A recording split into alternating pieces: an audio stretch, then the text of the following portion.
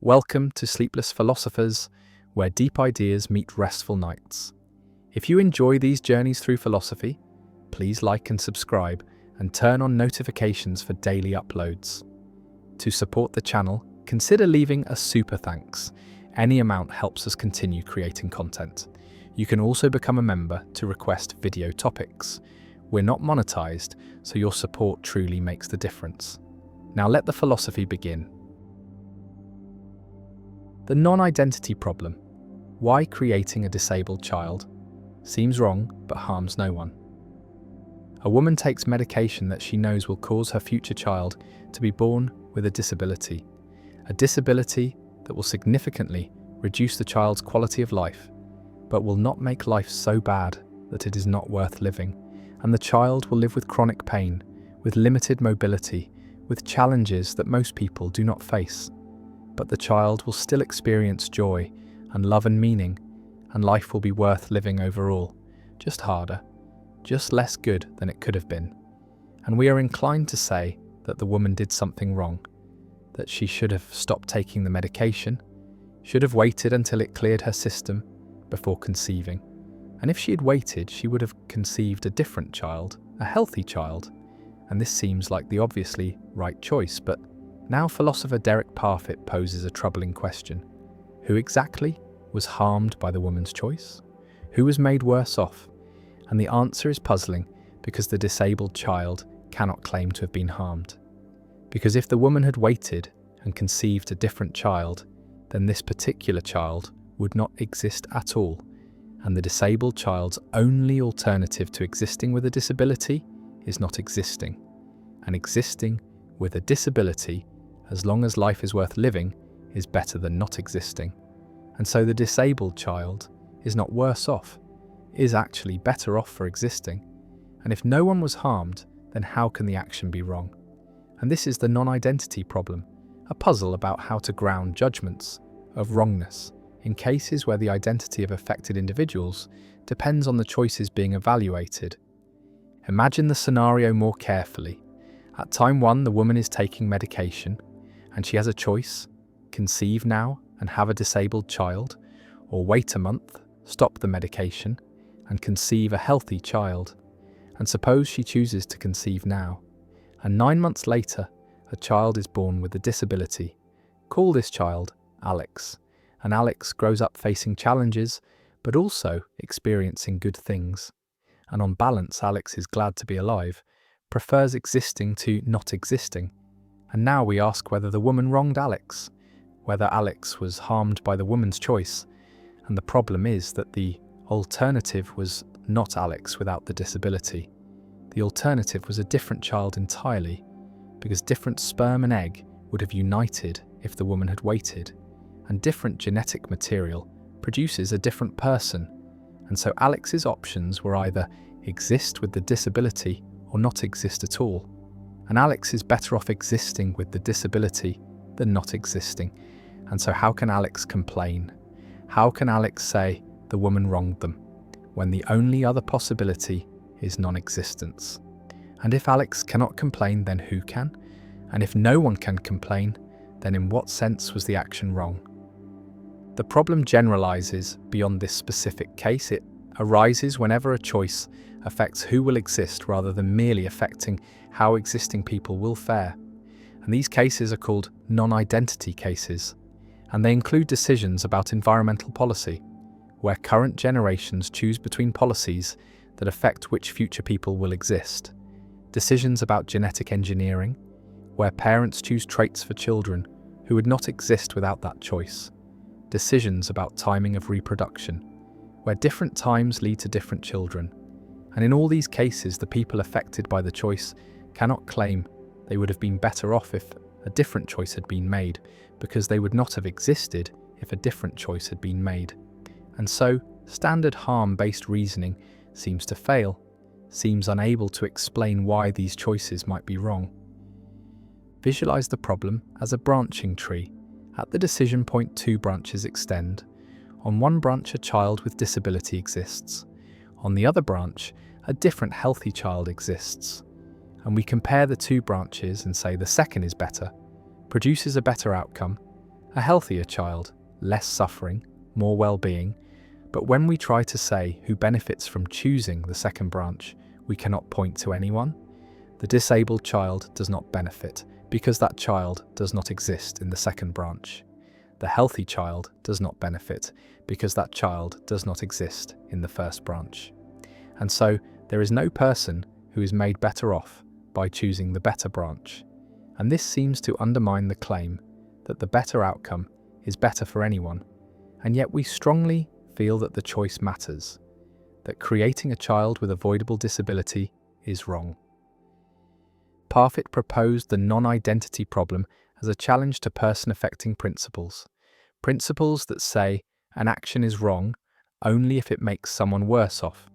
And these principles work well for ordinary cases where the same people exist regardless of the choice, but they fail for non-identity cases where different choices lead to different people existing. And if we want to maintain that choices in non-identity cases can be wrong, we must adopt impersonal principles, principles that evaluate outcomes based on total or average well-being, or some other measure that does not depend on comparing how well-off particular individuals are across different choices. But impersonal principles face their own difficulties. They can imply things like the repugnant conclusion. They can recommend creating vast populations with minimal welfare, and they can conflict with intuitions about person-relative reasons and obligations. One response to the non-identity problem is to reject the claim that wrongness requires harming someone, to argue that some actions are wrong, even though they do not make anyone worse off, and creating a child with an avoidable disability is wrong. Not because it harms the child, but because it fails to give the child the best start in life, violates a duty to create the best children we can, and this response requires specifying what duties we have regarding procreation, what standards of care apply to potential children, and whether these duties are owed to specific individuals or are impersonal obligations about making the world better. Another response is to argue that the disabled child is harmed after all, harmed relative to an appropriate baseline, and the baseline is not non-existence, but rather the life the child could have had if different choices had been made, even though those choices would have resulted in a different child. We can still say that creating a child with avoidable disability is wrong because it brings into existence someone whose life contains avoidable suffering. And this suffering is bad even if it does not make anyone worse off compared to any alternative where that same person exists. And this response requires defending an impersonal notion of harm. Harm that is not comparative, not based on counterfactuals about specific individuals, but based on the presence of bad states like suffering. A third response is to bite the bullet and accept that the action is not wrong, that if no one is harmed, then nothing bad has happened. And this response embraces person-affecting principles and accepts their implications even in non-identity cases, admits that we cannot say the woman wronged the disabled child, cannot say she should have waited, and while this seems counterintuitive, perhaps our intuitions are wrong, perhaps we are confused about non-identity cases, and the theoretical clarity of person-affecting principles outweighs the cost of accepting counterintuitive conclusions. The non-identity problem has practical implications for reproductive ethics, for decisions about genetic screening, prenatal testing, selective abortion, and genetic modification, because many of these decisions are non-identity cases where choosing one option means one child exists, and choosing another means a different child exists. And if we cannot say these choices harm anyone, then it becomes difficult to regulate them. Difficult to say parents have obligations about which children to create. And yet most people feel strongly that some procreative choices are wrong, that parents should not knowingly create children with serious avoidable disabilities, that we have reasons to prefer healthy children, and these feelings need grounding, need principles that explain why these choices matter, even though no particular person is made worse off. The woman stands at the choice point, medication in hand, and she can conceive now or wait. can create a child with disability or create a different healthy child, and the choice seems obvious. And yet when we try to justify the obvious answer, try to explain why waiting is better, the justification becomes elusive, slips through our fingers, because no one is harmed by conceiving now. The child who exists is glad to exist, and the child who would exist if she waited does not exist to be disappointed. And the non-identity problem reveals a gap in our moral thinking, a case where our judgments are clear, but our reasons are unclear, where standard moral frameworks fail to explain intuitions we hold strongly, and Parfit's problem remains unsolved, challenging, forcing recognition that identity matters, that who exists matters, and that moral philosophy has not yet developed adequate tools for handling cases where choices determine who exists rather than merely how well existing people fare. And the problem persists, technical and troubling, a reminder that even procreation, the most basic of human activities, raises profound ethical puzzles that resist easy answers. The paradox of analysis, how explaining something makes it meaningless. A philosopher attempts to analyze a concept, to provide a definition that captures its meaning precisely, and suppose the concept is knowledge, and the philosopher proposes that knowledge is justified true belief. And this analysis, if correct, should be informative, should tell us something we did not already know about what knowledge is, should illuminate the concept by breaking it down into simpler components. But here emerges a paradox articulated by C.H. Langford and discussed extensively by G.E. Moore, because if the analysis is correct, then the analysandum, the concept being analysed, and the analysans, the analysis itself, must have the same meaning, must be synonymous, otherwise the analysis would be incorrect, would not capture what knowledge really is. But if they are synonymous, then stating the analysis provides no new information, becomes a tautology, becomes equivalent to saying knowledge is knowledge, which is trivial, tells us nothing. And so the analysis cannot be both correct and informative. If it is correct, then it is trivial. If it is informative, then it is not a genuine analysis, but merely a stipulation or a proposed change of meaning. And this is the paradox of analysis, a puzzle about whether conceptual analysis is even possible, whether we can both correctly identify the meaning of a concept and provide new insight into that concept. Imagine presenting the analysis to someone who understands the concept of knowledge, who uses the word correctly, who can distinguish cases where knowledge is present from cases where it is absent, and you tell them that knowledge is justified true belief. And if they already knew this, if the definition merely makes explicit what was implicit in their understanding, then the analysis is correct but uninformative, tells them nothing new. But if they learn something, if the analysis reveals something they did not already know, then it seems the analysis is changing the concept rather than analysing it, is offering a new concept rather than clarifying the old one.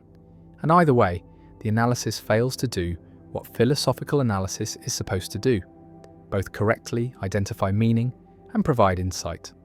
The paradox challenges the entire enterprise of conceptual analysis, challenges the method that has been central to analytic philosophy for over a century. The method of taking ordinary concepts like knowledge, justice, truth, and providing precise definitions. And if the paradox cannot be resolved, then conceptual analysis is either impossible or pointless. Either it cannot be done correctly, or when done correctly, it provides no insight. And this threatens one of philosophy's main methods, forces philosophers to reconsider what they're doing when they offer analyses, what counts as success and whether analysis is discovery or stipulation. Visualize the paradox as a dilemma.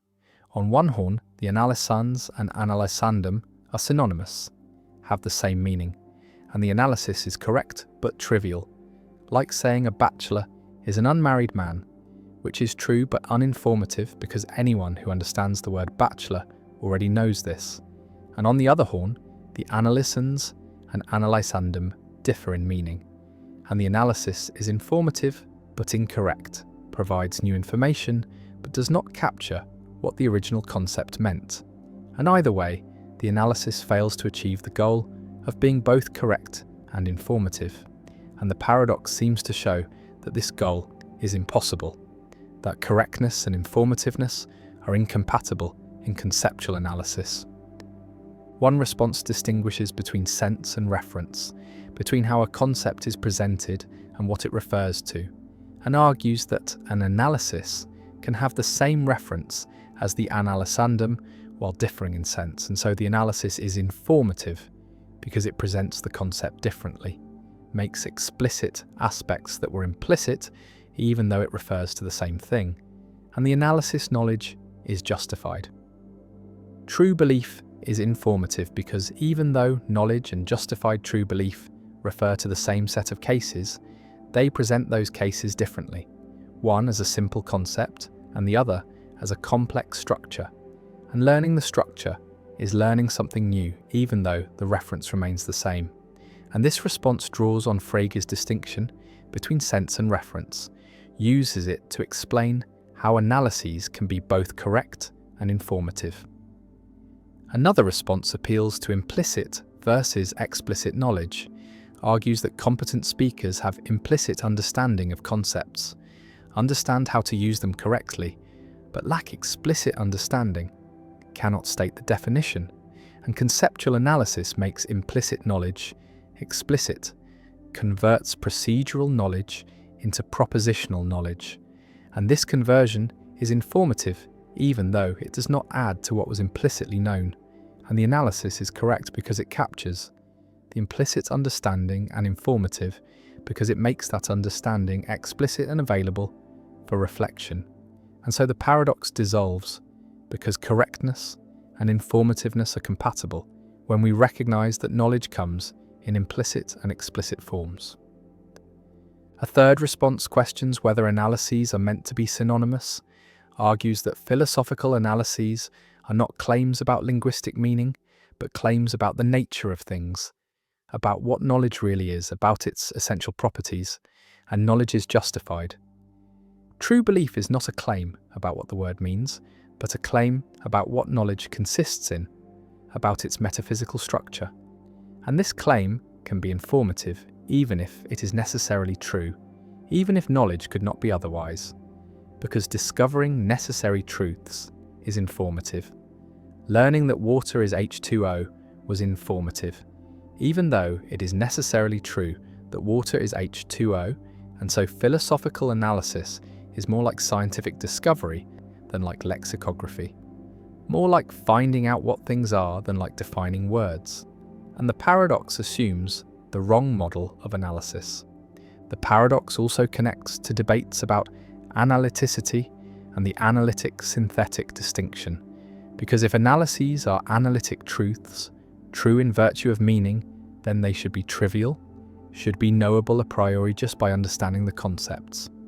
But many proposed analyses are controversial, are rejected by competent speakers, and this suggests either that analyses are not analytic, or that analyticity is more complex than traditionally thought. And Quine's critique of the analytic-synthetic distinction can be seen as embracing the paradox, as arguing that there are no purely analytic truths, that all statements are revisable, that meaning and fact are not sharply separated, and so philosophical analyses are not discoveries of meaning, but proposals for how to understand concepts, and their value is pragmatic, depends on whether they illuminate, rather than whether they are correct in some absolute sense. The paradox remains unresolved.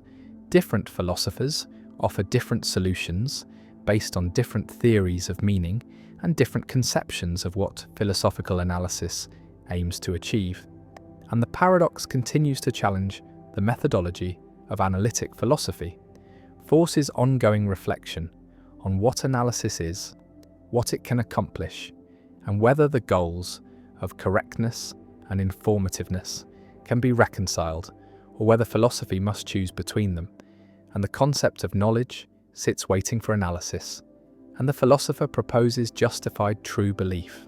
And the question remains whether this is a discovery or a stipulation, whether it is correct or informative, or neither or both. And the paradox persists, a puzzle about philosophy's methods, about whether conceptual analysis is possible, about the relationship between understanding and articulation, between implicit grasp and explicit formulation, and whether the attempt to make our concepts precise enriches or distorts them, captures their meaning or creates new meanings. And the paradox endures as a permanent challenge to philosophical methodology, a question about whether philosophy can deliver on its promise to analyze and clarify concepts, or whether the very attempt to analyze creates a problem that cannot be solved without giving up either the goal of correctness or the goal of informativeness. And the analysis hangs there, proposed but problematic, informative or correct, but not both, and the paradox remains. The origination paradox, why you cannot create yourself. A philosopher asks where free will comes from. What makes a choice truly free, truly yours? And the answer seems to require that you be the ultimate source of your choices, that your decisions originate with you rather than being caused by factors beyond your control. And this origination, this ultimate sourcehood, seems necessary for responsibility, because if your choices are caused by factors you did not create, by genes you did not choose, by environments you did not design, by prior causes that reach back before your birth, then how are you responsible for those choices? How are they truly yours? And yet origination seems impossible, seems to require that you create yourself, that you choose your own character before you have a character to make choices with.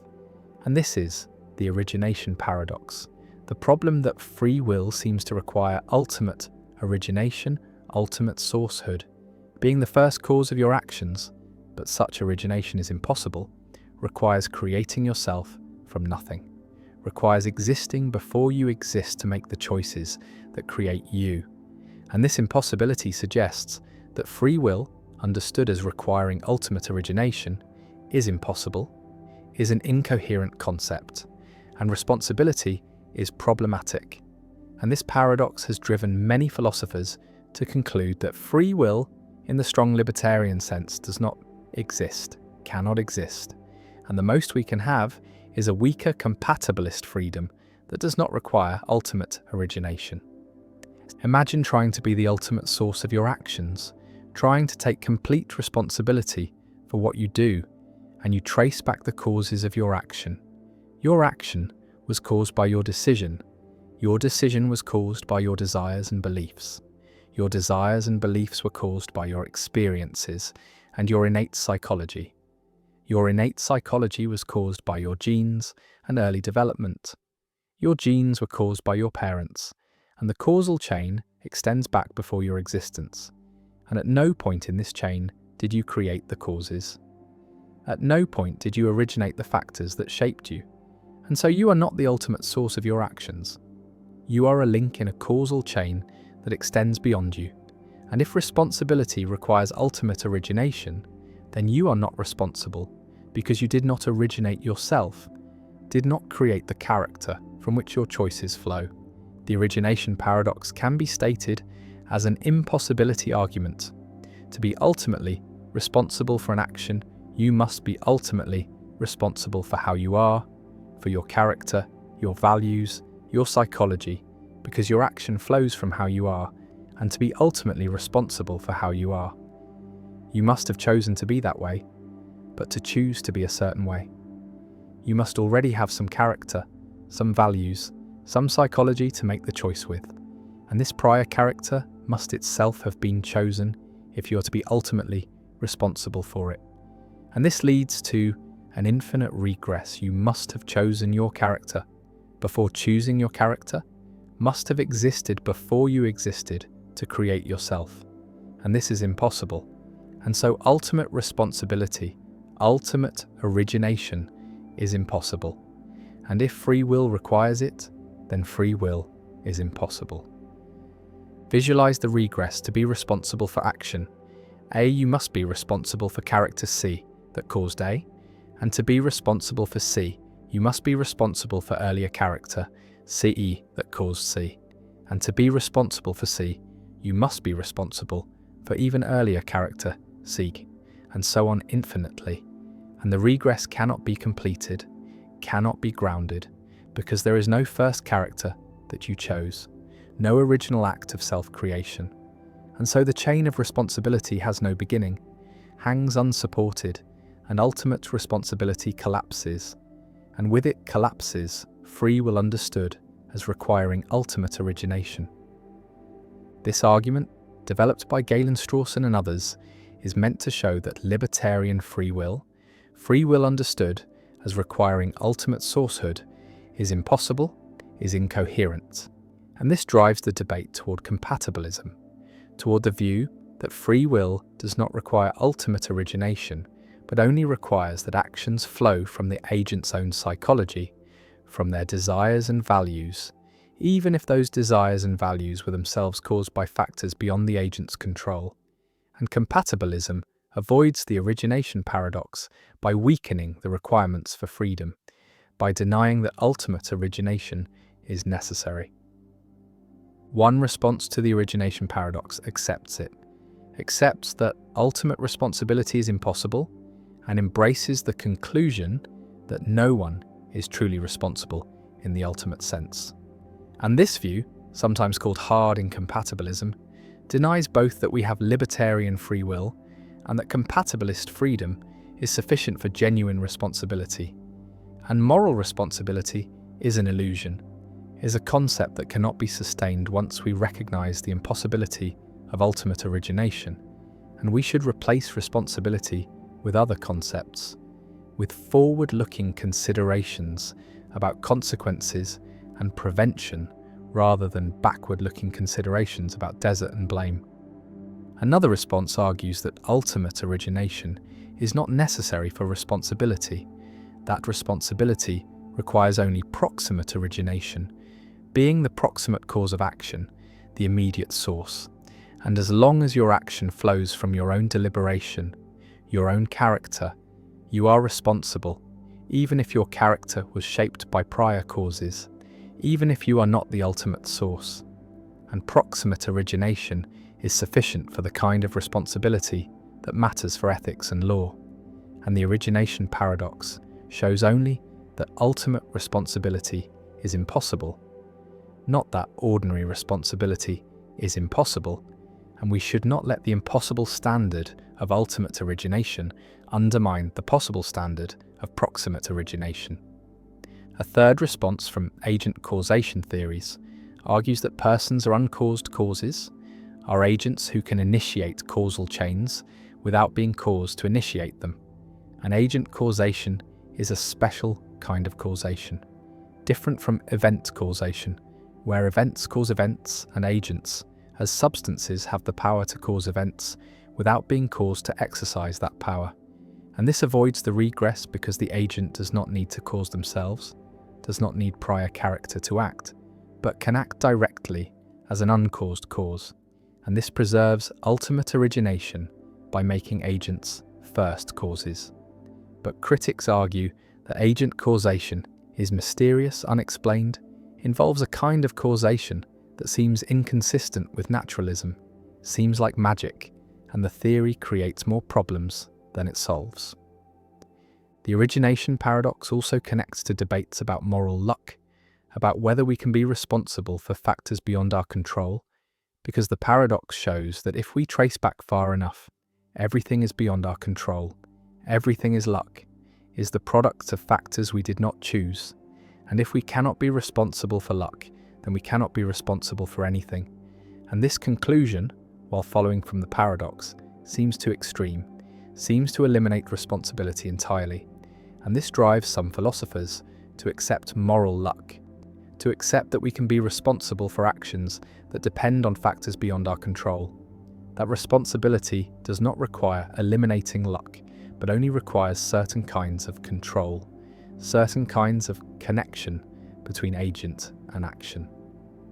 The philosopher asks where you came from, how you became the person you are, and the answer traces back through causes, through genes and upbringing and choices and experiences, and none of these origins were ultimately under your control. None were self-created, and so you are not self-caused, are not self-created, are not the ultimate origination of yourself.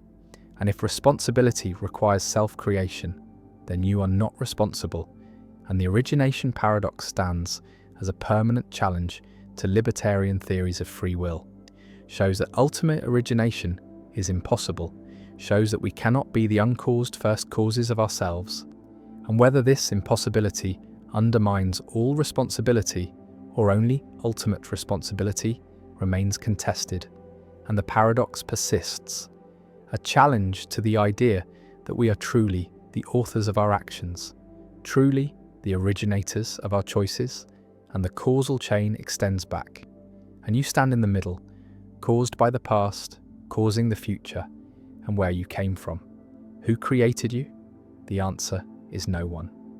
You emerged from causes, were shaped by forces, and the origination was not yours, was nature's, was the universe's, and whether this makes you unfree, makes responsibility impossible, remains one of the deepest questions in philosophy of free will, and the origination paradox endures, impossible to solve, impossible to escape, a permanent reminder that self-creation is impossible, and ultimate origination is a fantasy, and what we are left with is proximate origination, being the immediate cause of actions, being the link through which causes flow, and whether this is enough for freedom remains the central question, and the paradox stands, stark and unavoidable, showing that we did not create ourselves, cannot create ourselves, and yet must live and choose and be responsible somehow.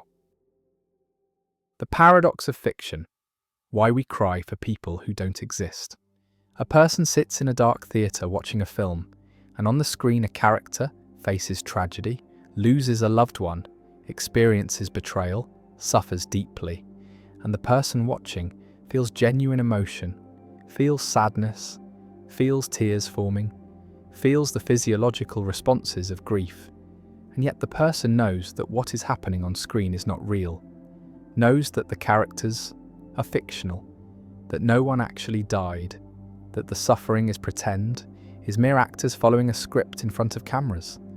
And this creates a puzzle, because emotions seem to require beliefs, seem to depend on thinking that something is really happening, that genuine harm or loss has occurred, and if you do not believe something is real, then you should not have emotional responses to it.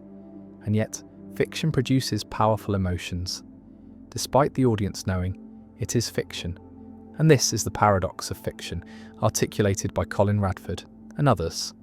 The question of how we can be moved by what we know to be false, how we can fear for characters we know do not exist, how we can grieve losses we know never happened.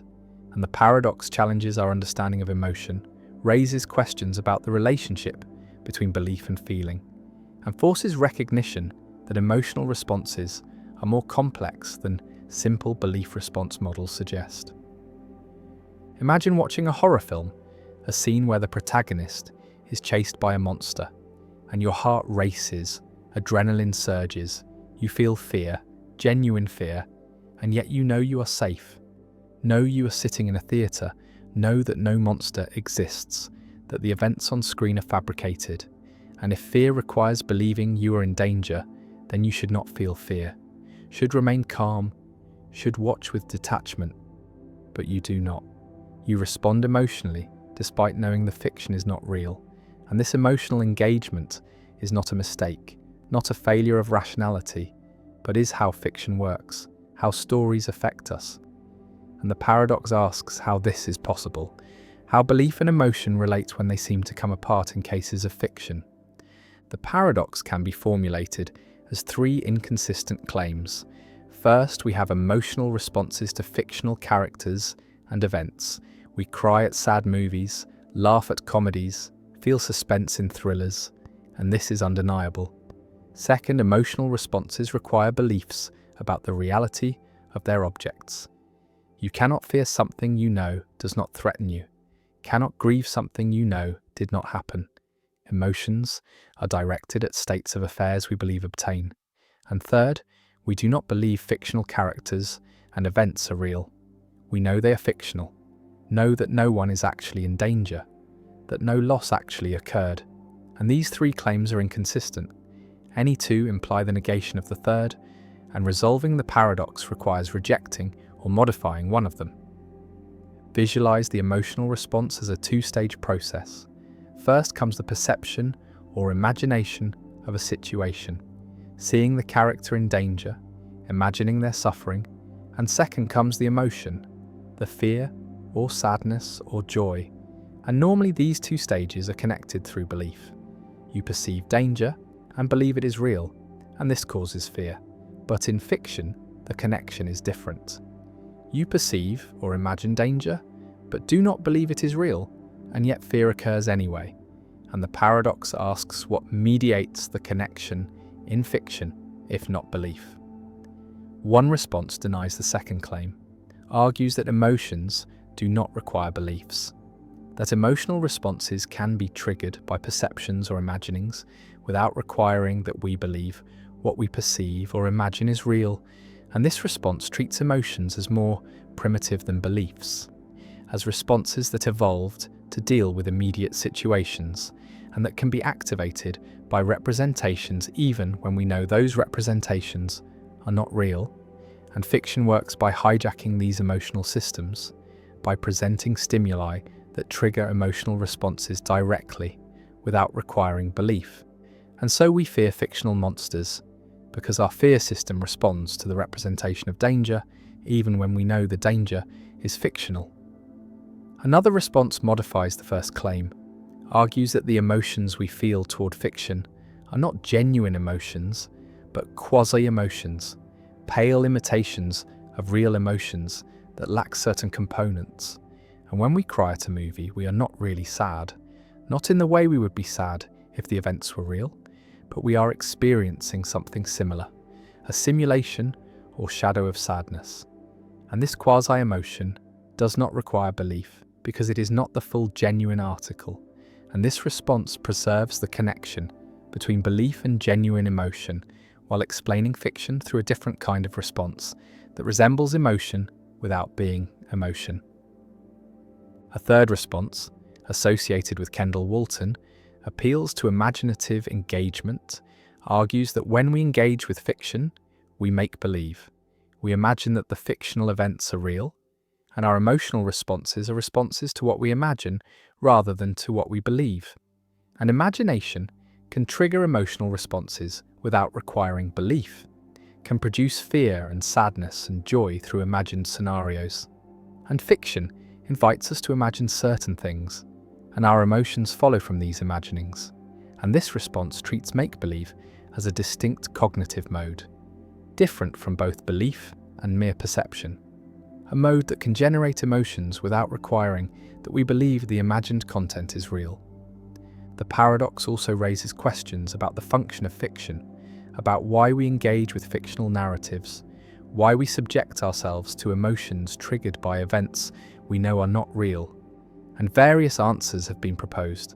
Perhaps fiction allows us to explore possibilities, to experience situations vicariously, to rehearse emotional responses in safe contexts. Perhaps it serves social functions, helps us understand others, builds empathy, creates shared experiences, or perhaps it provides aesthetic pleasure, the enjoyment of well-crafted narratives regardless of their truth. And understanding why fiction moves us might help explain how it moves us, might reveal the mechanisms that connect fictional representations to emotional responses. The paradox extends beyond fiction to other representational arts, to paintings that depict scenes that never occurred, to music that evokes emotions without representing anything, to imaginative scenarios we generate ourselves when daydreaming or planning. And in all these cases, emotions arise without corresponding beliefs about reality. And this suggests that the relationship between emotion and belief is more flexible than the paradox assumes, that emotions can be triggered in multiple ways, through beliefs about reality, but also through perceptions, imaginings, representations, and stimuli that engage our emotional systems directly. Some philosophers argue that the paradox reveals important truths about the nature of emotion, that emotions are not simply cognitive responses to believed states of affairs, but are complex phenomena involving perception, imagination, physiological arousal, and behavioral dispositions. And these components can dissociate, can come apart, and in fiction, we have the perceptual and imaginative components without the belief component, and this dissociation produces emotional responses that are real but not fully equivalent to emotions directed at reality. And so the paradox is not a problem to solve, but a feature to explain, a demonstration of the complexity of emotional life. The theatre darkens, the film plays, the character suffers, and the audience cries, knowing it is fiction, yet moved nonetheless. And the paradox remains a puzzle about how art affects us, how representation produces emotion, how we can care about what we know does not exist, and the tears are real even though their object is not. And this strange combination, this ability to be moved by acknowledged fiction, is central to human experience, is what makes stories powerful, makes art meaningful, makes imagination a source of feeling as potent as reality. And the paradox endures, unresolved in the sense that no consensus solution has emerged.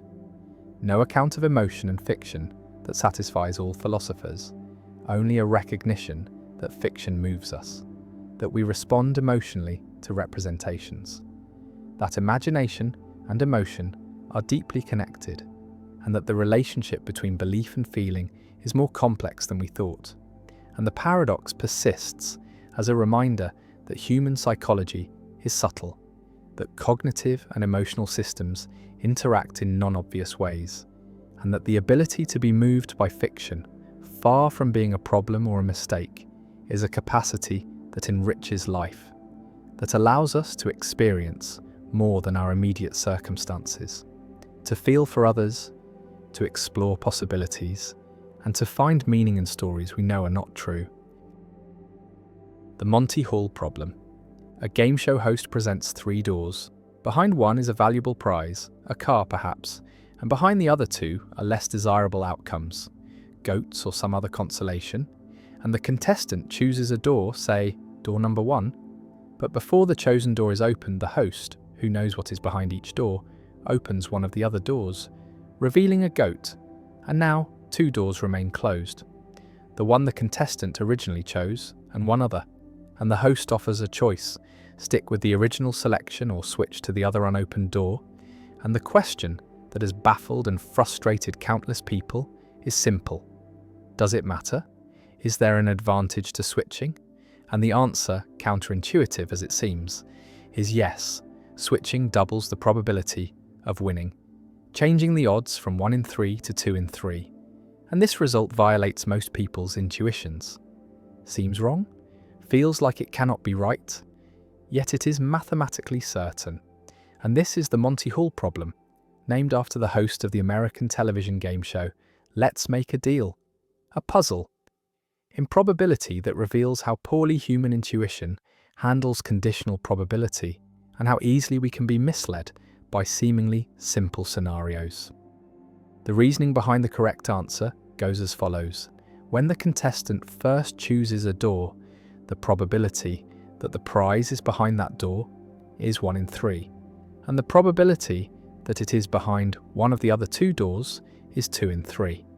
And this much is uncontroversial. But when the host opens one of the other doors and reveals a goat, showing that the prize is not behind that door, the probabilities do not redistribute evenly among the remaining doors.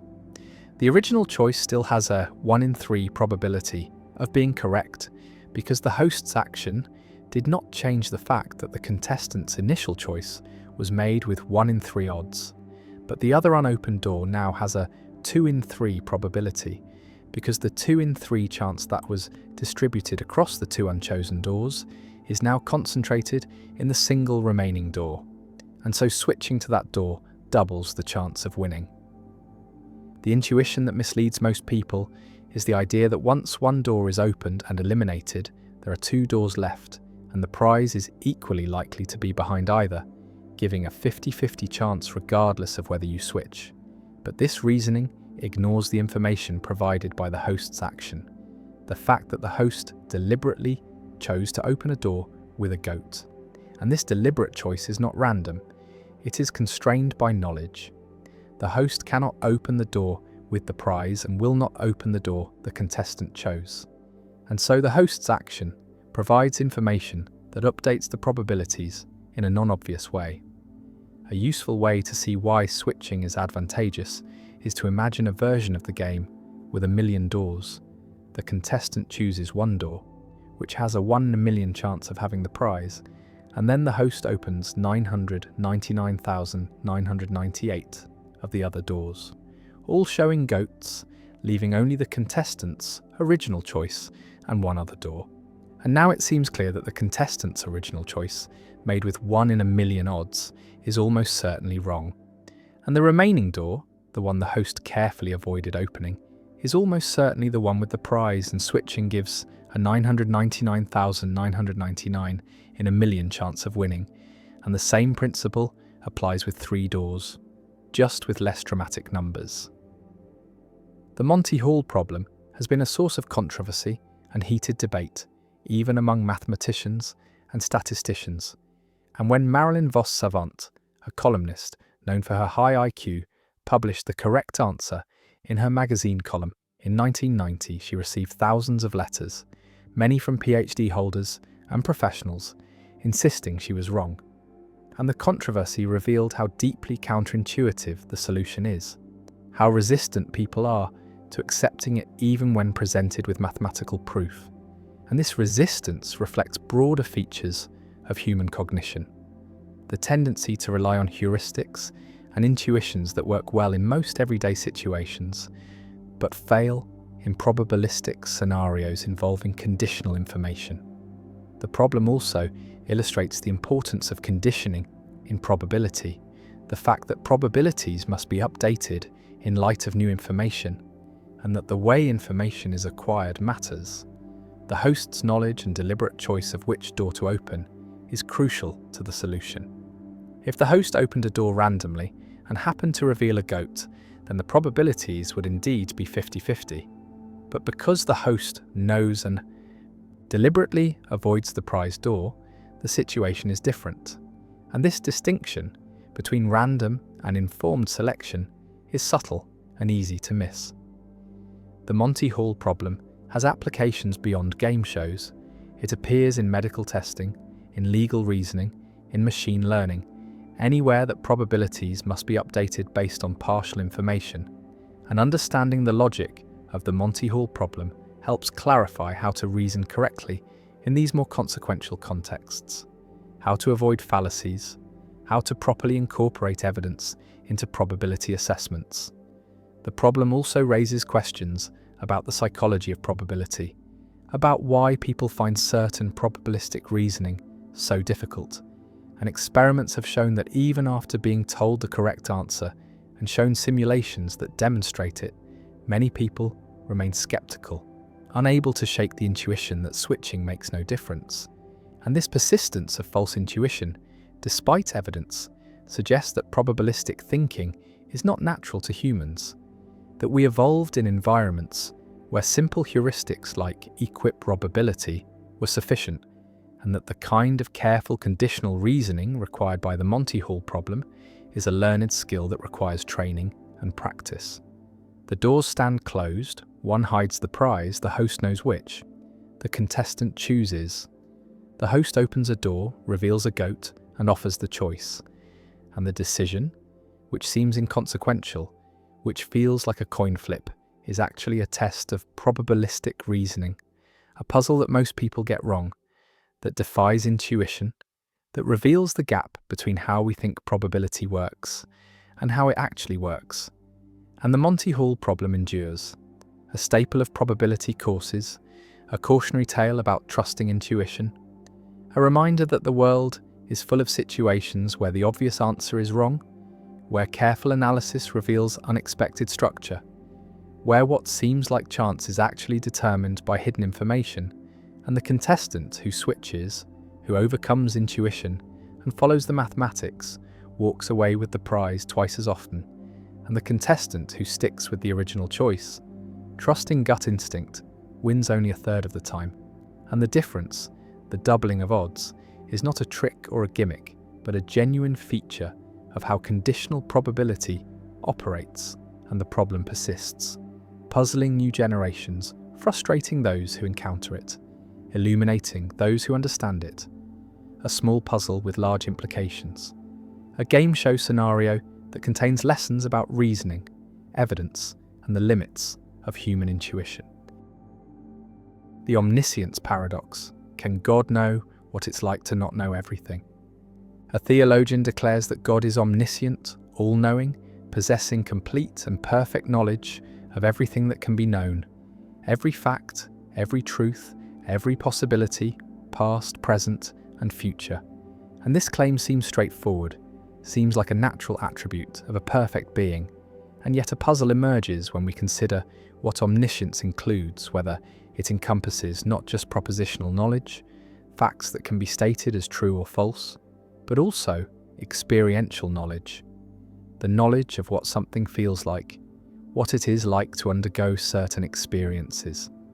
And the paradox asks whether God knows what it is like to not know something, whether God understands the experience of ignorance, confusion, discovery, learning, and if God does know what ignorance feels like, then God must have experienced ignorance.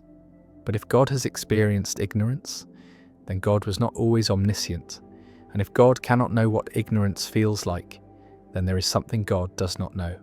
And either way, omniscience seems incomplete, seems to have gaps, and this is the omniscience paradox, a puzzle about whether complete knowledge includes knowledge of incomplete knowledge, whether knowing everything includes knowing what it is like to not know.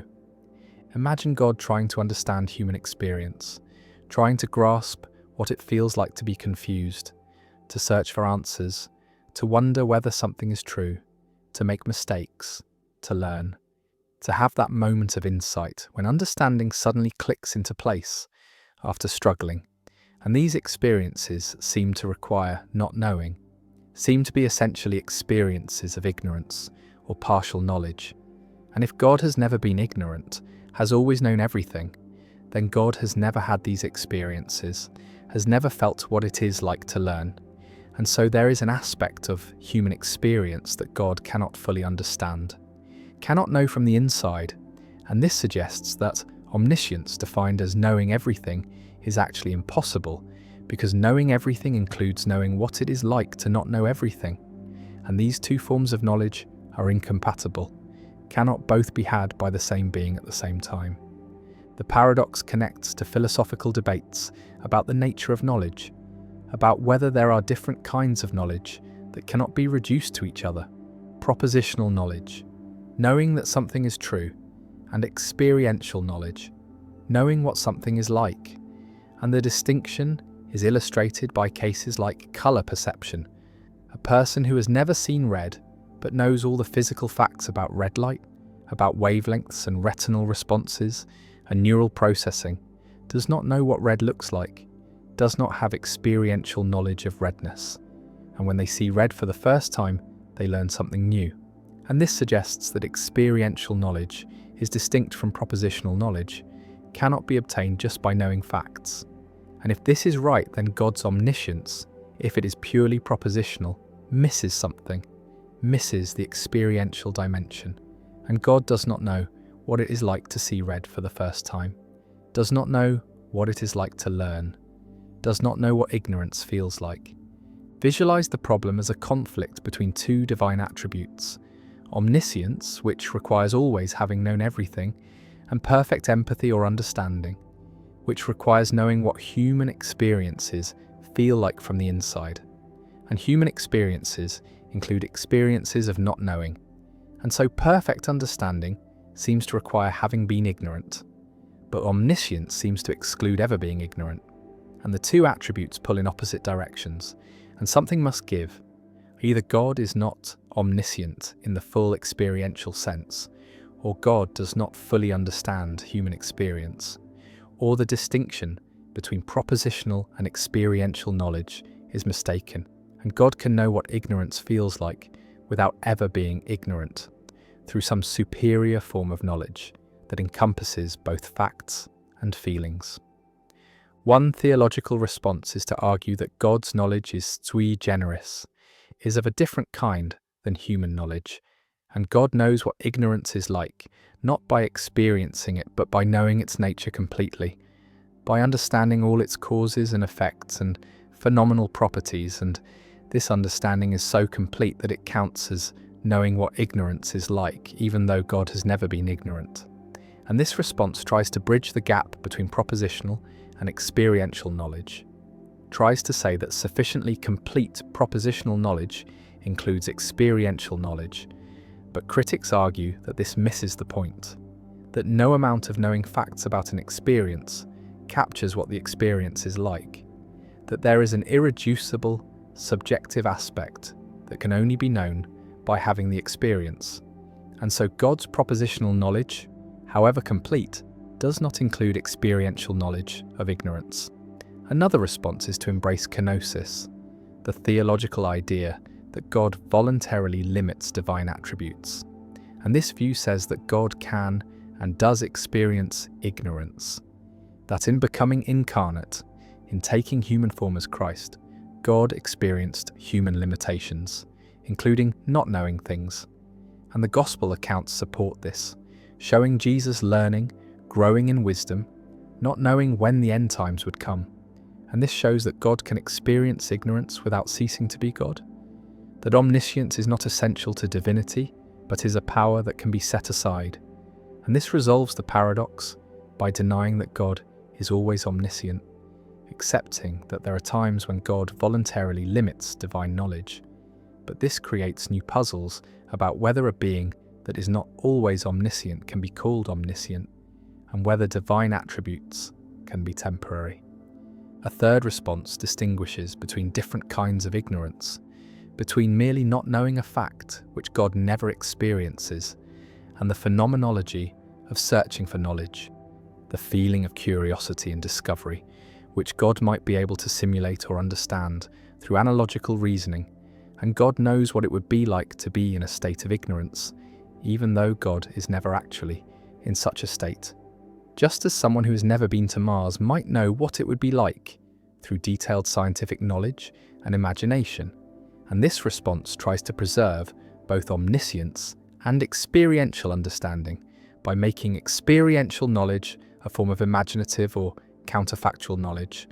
But again, critics argue that simulating or imagining an experience is not the same as having it, that there is a difference between knowing what it would be like and knowing what it is like, and God's simulated ignorance is not real ignorance and does not provide the experiential knowledge that the paradox concerns. The omniscience paradox also raises questions about divine immutability, the claim that God does not change, because if God learns or discovers anything, then God changes, gains knowledge that was previously lacking, and this violates immutability, and so perfect knowledge seems to require having always known everything, never learning, never being surprised, and yet this static, eternal knowledge seems incompatible with understanding temporal beings who do learn and are surprised, and reconciling omniscience and immutability with understanding human experience remains a challenge for classical theology. The paradox extends beyond ignorance to other experiential states. Does God know what it is like to be tempted, to feel desire for something forbidden, to struggle with moral choice? And if God is perfectly good, necessarily good, then God cannot be genuinely tempted, cannot feel the pull of evil, and so there is an aspect of human moral experience that God cannot know from the inside, and this creates distance between divine and human experience, suggests that God's understanding of humanity is necessarily incomplete, necessarily limited by God's perfection, and this is ironic, that God's perfection prevents complete understanding, that to fully know what it is like to be human, God would have to be imperfect, would have to experience weakness and ignorance and temptation, and these are incompatible with divine perfection. Some theologians embrace this limitation, argue that God's knowledge is perfect for a perfect being, but does not include the experiential knowledge of imperfection, And this is not a defect but a feature, a reflection of God's nature. And just as we do not think a perfect circle is defective because it is not a square, we should not think God is defective because God does not know what ignorance feels like, because such knowledge is incompatible with perfection. And the paradox assumes that all knowledge is good and more knowledge is always better. But perhaps some kinds of knowledge are only available through imperfection, and lacking them is not a limitation but a consequence of being perfect. Others reject omniscience entirely, argue that it is an incoherent concept, that complete knowledge is impossible, that there are always things that cannot be known, experiential states that require imperfection, future free choices that are not yet determined, logical truths that exceed any finite or infinite mind's capacity to grasp all at once. And if omniscience is impossible, then God is not omniscient. But this does not diminish God, does not make God less than perfect, because perfection means having all attributes that it is possible to have, not having impossible attributes. And omniscience, like omnipotence, when examined carefully, turns out to be impossible. And so God is not omniscient, but maximally knowledgeable, knows everything that can be known, and this is sufficient for divinity. God stands outside time, knowing all facts, all truths, all possibilities, and yet there is a gap, an experiential gap. God does not know what it feels like to search, to wonder, to be wrong, to learn.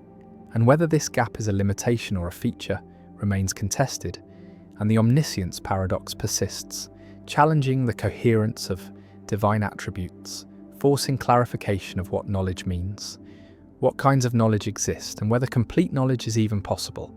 And the paradox remains unresolved, a permanent fixture in philosophy of religion, a reminder that even the most basic divine attributes, even the claim that God knows everything, conceal complexities and contradictions that philosophy continues to explore.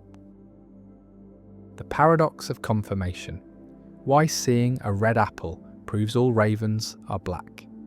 A scientist seeks to confirm the hypothesis that all ravens are black. And the obvious way to test this hypothesis is to observe ravens, to find ravens and check their colour. And each black raven found provides evidence for the hypothesis, confirms it slightly, makes it more likely to be true. And this seems straightforward, seems like basic scientific method. Observe instances that match the hypothesis and they provide confirmation. But philosopher Carl Hempel noticed something strange, something that reveals how confirmation works in unexpected ways. And the strangeness begins with a logical equivalence. The statement, all ravens are black, is logically equivalent to the statement, all non-black things are non-ravens. These two statements have exactly the same truth conditions. If one is true, then the other must be true. If one is false, then the other must be false. And so anything that confirms one statement should confirm the other, should provide equal evidence for both. But now consider what confirms the statement.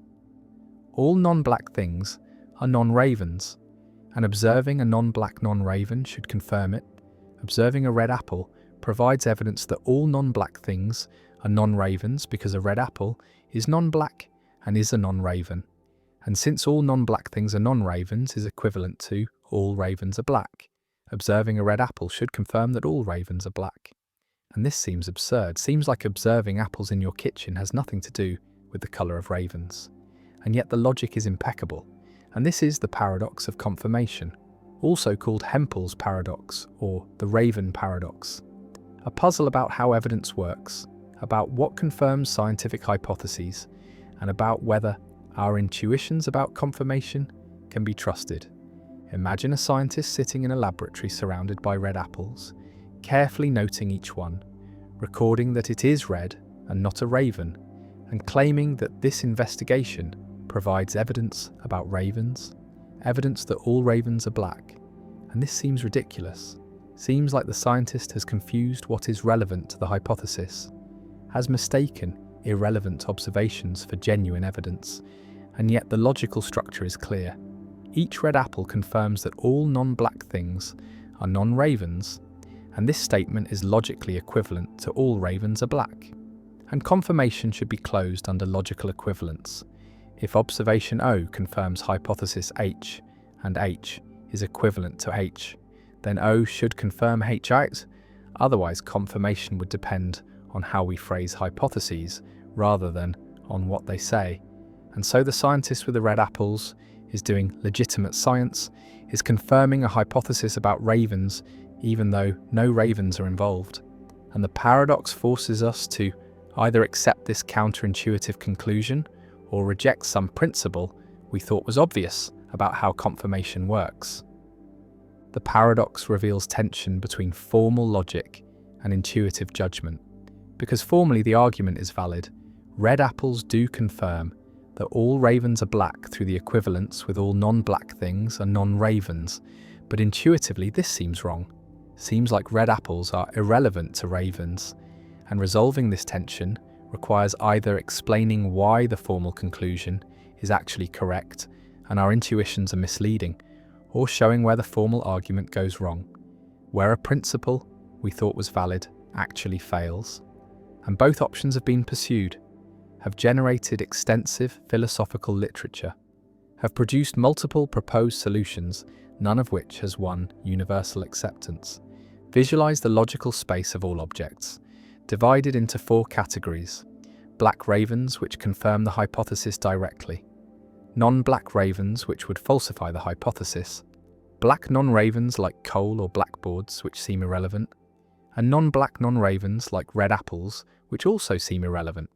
And the paradox says that observing objects in the 4th category, non-black non-ravens, provides evidence for the hypothesis that all ravens are black, because these observations confirm the equivalent hypothesis that all non-black things are non-ravens, and each red apple, each green leaf, each blue car provides a tiny bit of evidence that ravens are black. And while this sounds absurd, it follows from principles of confirmation that seem undeniable. One proposed solution appeals to background knowledge and prior probabilities, argues that red apples do confirm that all ravens are black, but the confirmation is so tiny as to be practically negligible. Because we have vast background knowledge about the number of non-black things in the universe, we know there are billions and billions of non-black objects, and observing one red apple increases our confidence that all non-black things are non-ravens by an infinitesimal amount, whereas we have much less background knowledge about ravens, and observing one black raven increases our confidence that all ravens are black by a larger amount. And so both observations provide confirmation, but in vastly different degrees. And this explains why it seems pointless to observe red apples when investigating raven colour. Not because they provide no confirmation, but because they provide so little confirmation that the exercise is worthless.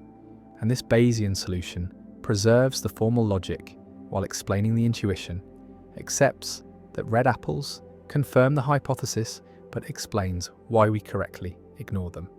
Another solution challenges the equivalence condition, argues that confirmation is not closed under logical equivalence, that logically equivalent statements can receive different confirmation from the same observation. And the reason is that confirmation depends not just on logical form, but on the way hypotheses are stated, on which predicates are used, on how the hypothesis carves up the world, and all ravens are black, and all non-black things are non-ravens, while logically equivalent organise the world differently, make different predicates primary, and observations confirm hypotheses relative to these organisations, and a black raven confirms the first hypothesis more than the second, and a red apple confirms the second more than the first, even though they are equivalent. And this solution rejects the principle that equivalent hypotheses must receive equal confirmation from the same observation.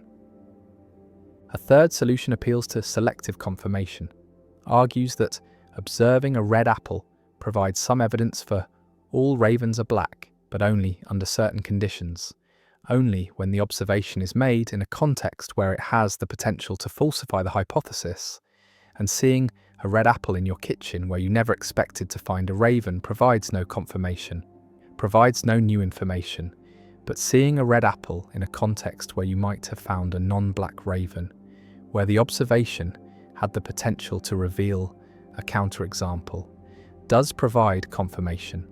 And so confirmation depends not just on what is observed, but on the circumstances of observation, on what was at stake, on what alternatives were possible. And this solution ties confirmation to potential falsification, treats confirmation as depending on whether observations eliminate possibilities rather than merely matching hypotheses. The paradox also connects to the problem of induction, to Hume's problem of how we can justify inferring from observed instances to unobserved cases, because confirming all ravens are black by observing black ravens assumes that the future will resemble the past, that unobserved ravens will be like observed ravens, and this assumption itself cannot be justified without circularity. And the paradox adds another layer, shows that even if we accept induction, we face puzzles about what counts as confirming evidence, about whether observations of non-ravens can tell us about ravens, and these puzzles reveal that confirmation is more complex than it appears, cannot be reduced to simple pattern matching or accumulation of positive instances. The scientist with the red apples continues recording, carefully noting each observation, and the paradox hangs over the investigation, a question about whether this absurd procedure is actually legitimate science, whether red apples really do provide evidence about ravens, and the answer depends on how we understand confirmation, on which principles we accept, on whether we follow formal logic or intuitive judgment, and the paradox remains unresolved in the sense that different solutions appeal to different intuitions, make different trade-offs, and no consensus has emerged, only a recognition that confirmation is subtle, that evidence works in non-obvious ways, that formal principles can lead to counterintuitive conclusions, and that the relationship between observation and theory, between data and hypothesis, between evidence and confirmation, is more complex than common sense suggests, and Hempel's paradox endures as a classic problem in philosophy of science, a puzzle that continues to challenge our understanding of scientific method, a reminder that even basic concepts like confirmation and evidence conceal difficulties that philosophy has not fully resolved. The ontological paradox, why existence itself is impossible. A philosopher asks the most fundamental question in metaphysics, asks why anything exists at all, why there is something rather than nothing, and this question seems to demand an answer. Seems like there must be some explanation for the existence of the universe, some reason why being triumphs over non-being, and yet every proposed answer creates problems, creates paradoxes, leads to infinite regress or unjustified stopping points. And this is the ontological paradox, the puzzle about existence itself, about whether existence requires explanation, whether existence can be explained, whether there could be a sufficient reason for there being something rather than nothing. And the paradox arises because existence seems to be a brute fact, seems to be something that just is without explanation, and yet accepting brute facts seems unsatisfying, seems to violate the principle of sufficient reason, the principle that everything has an explanation, and this tension between the demand for explanation and the impossibility of ultimate explanation creates the ontological paradox, a paradox that has troubled philosophers since ancient times, that remains unresolved, that perhaps cannot be resolved, and that reveals deep limits on human understanding, on our capacity to explain why things are rather than why they are not. Imagine trying to explain why the universe exists, why there is something rather than nothing, and you might say the universe exists because it was created, but then you must explain why the creator exists. And if you say the creator exists necessarily, exists by its own nature, cannot fail to exist, then you face the question of why necessary existence is possible, why there are any necessary beings, why the category of necessary existence is not empty. And if you say the creator has no explanation, exists as a brute fact, then you have abandoned the demand for explanation, have accepted that existence requires no reason, And if existence requires no reason, then why not say the universe itself exists as a brute fact? Why invoke a creator at all? And the explanatory chain either goes on forever, infinite regress, or stops at something unexplained. Brute fact, and neither option is satisfying. Neither provides the ultimate explanation we were seeking. And the ontological paradox emerges, the recognition that existence cannot be fully explained. That the question why something, rather than nothing, has no satisfactory answer. The paradox can be stated as an impossibility argument. Either everything has an explanation, or some things are brute facts without explanation. If everything has an explanation, then there must be an explanation for the totality of all facts, for why anything exists at all. And this explanation must appeal to something outside the totality, something that explains why the totality exists. But nothing is outside the totality. The totality includes everything, and so there can be no explanation for the totality, and so not everything has an explanation. And there are brute facts, and if there are brute facts, then the principle of sufficient reason is false, and we must accept that some things exist without reason, without explanation, and if existence requires no explanation, then the question why something rather than nothing has no answer is not a real question, is based on the false assumption that existence requires explanation. Visualize nothingness, absolute nothingness, no matter, no energy, no space, no time, no laws of nature, no mathematical structures, no abstract objects, nothing at all, and from this nothingness, something emerges.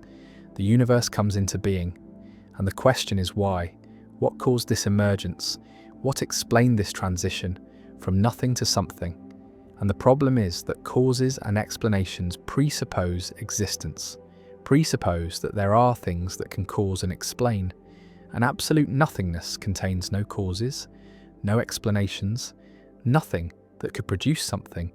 And so the emergence from nothing seems impossible, seems to violate principles of causation and explanation.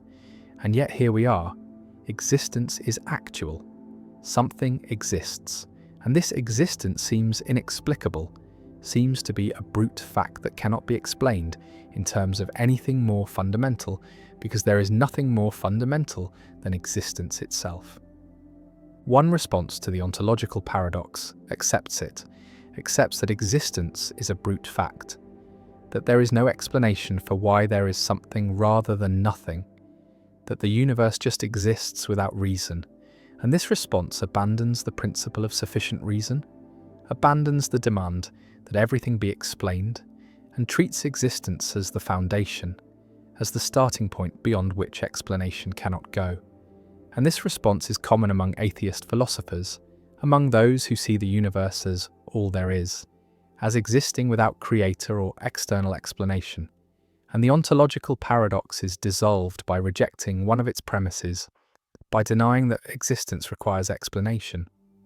Another response appeals to necessary existence, argues that something must exist, that nothingness is not a genuine possibility, that existence is necessary, and the question why something rather than nothing is based on the false assumption that nothing is a real alternative. And various arguments have been offered for necessary existence, arguments that nothingness is unstable, that something must arise from nothing due to quantum fluctuations or logical necessity, or arguments that necessary beings like God exist by their nature and cannot fail to exist. And these arguments attempt to show that existence is not contingent, not dependent on external factors, but is necessary, is unavoidable. And if existence is necessary, then the question why something rather than nothing dissolves. The answer is that something must exist. Nothing is not an option. A third response questions the question, argues that why is there something rather than nothing is not a genuine question, is based on confusion about what questions can meaningfully be asked. And the question presupposes that nothing is the default, the expected state, and something is the deviation that requires explanation. But this presupposition is unjustified. There is no reason to privilege nothing over something, no reason to think nothing is more natural or more likely. And if something and nothing are on equal footing, then the question collapses, becomes unanswerable because it has no presupposition to support it. And the ontological paradox dissolves because the founding question is revealed to be pseudo-question. The ontological paradox also connects to debates about cosmology, about the origin of the universe, about whether the Big Bang was the beginning of everything or whether something existed before, and cosmologists have proposed various scenarios. Eternal inflation, where universes are constantly being created in a multiverse. Cyclic cosmologies, where the universe goes through endless cycles of expansion and contraction. Quantum creation, where the universe emerged from quantum vacuum fluctuations, and each scenario pushes the question back, explains our universe in terms of something more fundamental. But the question remains why that more fundamental thing exists, why there is quantum vacuum, why there are laws of physics, why there is anything at all. And the ontological paradox persists at every level, cannot be escaped by postulating more fundamental entities or processes. Some philosophers embrace the paradox, treat it as revealing something deep about the limits of explanation, about the structure of understanding. That explanation must stop somewhere, must reach a foundation that is itself unexplained. And existence is that foundation, is the basic fact that grounds all other facts. And accepting this involves accepting that not everything can be explained, that the demand for total explanation is impossible to satisfy, and the ontological paradox is not a problem to solve, but a limit to accept, a recognition that human understanding has boundaries, that some questions have no answers, and the question, why is there something rather than nothing, is such a question, is beyond our capacity to answer. And we must live with the mystery, with the brute fact of existence. The universe exists, spreads across billions of light years, contains galaxies and stars and planets and life. And the question echoes, why? Why does any of this exist? Why is there something rather than nothing? And no answer fully satisfies, no explanation reaches the ultimate ground. And the ontological paradox persists, ancient and insoluble. A paradox that reveals the limits of metaphysics, the boundaries of explanation, the point where philosophy must fall silent and accept that existence simply is, without reason, without cause, without ultimate explanation. And the paradox endures as one of the deepest problems in philosophy, a problem that perhaps cannot be solved because it points to the edge of what can be understood, the limit where explanation gives out and brute fact takes over, and existence remains, mysterious and fundamental, and the question remains unanswered and perhaps unanswerable. The paradox of democracy, when majority rule destroys itself. A democratic society values freedom and equality, gives every citizen voice, allows majority rule to determine policy, and this seems just, seems fair, seems like the best system for governance.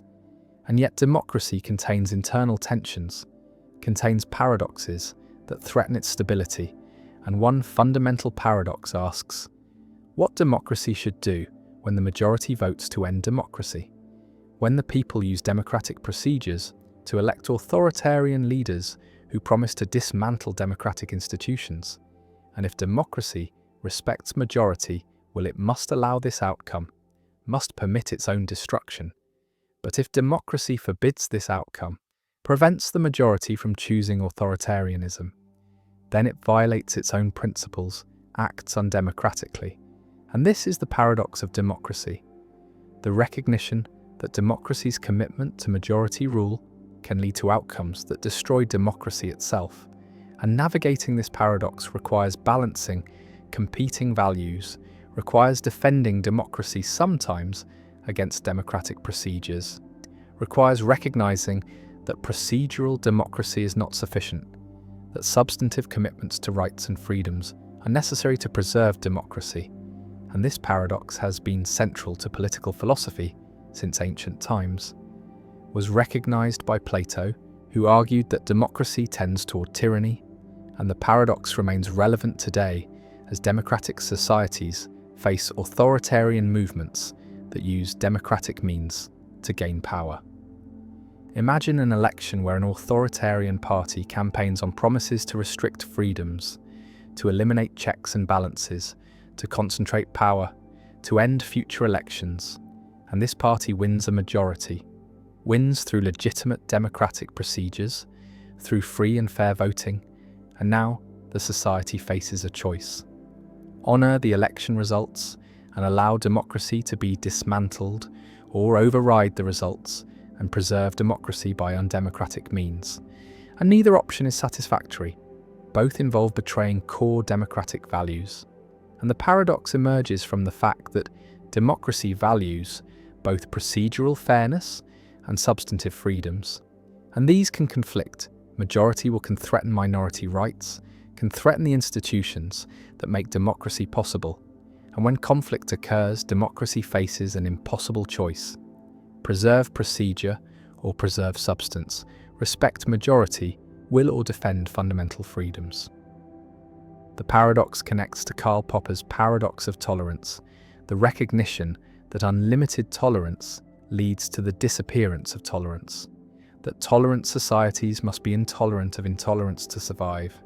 And the same structure applies to democracy. Unlimited democracy, democracy that respects all majority decisions regardless of content, leads to the disappearance of democracy. And democratic societies must be undemocratic toward anti-democratic movements to preserve democracy, and this creates the paradox. Democracy must violate its principles to preserve its principles, must act undemocratically to remain democratic.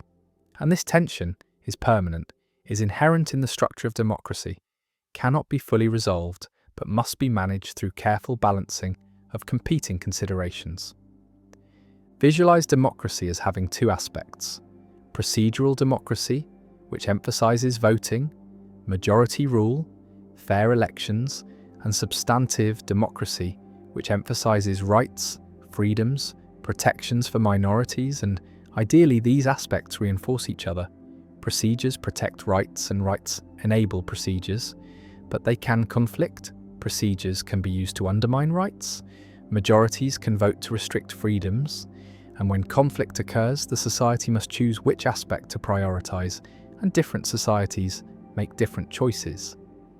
Constitutional democracies emphasize substantive protections, have constitutions that limit majority power, protect fundamental rights even against majority will, and these systems accept that democracy involves more than majority rule, involves commitments to principles that cannot be overridden by votes.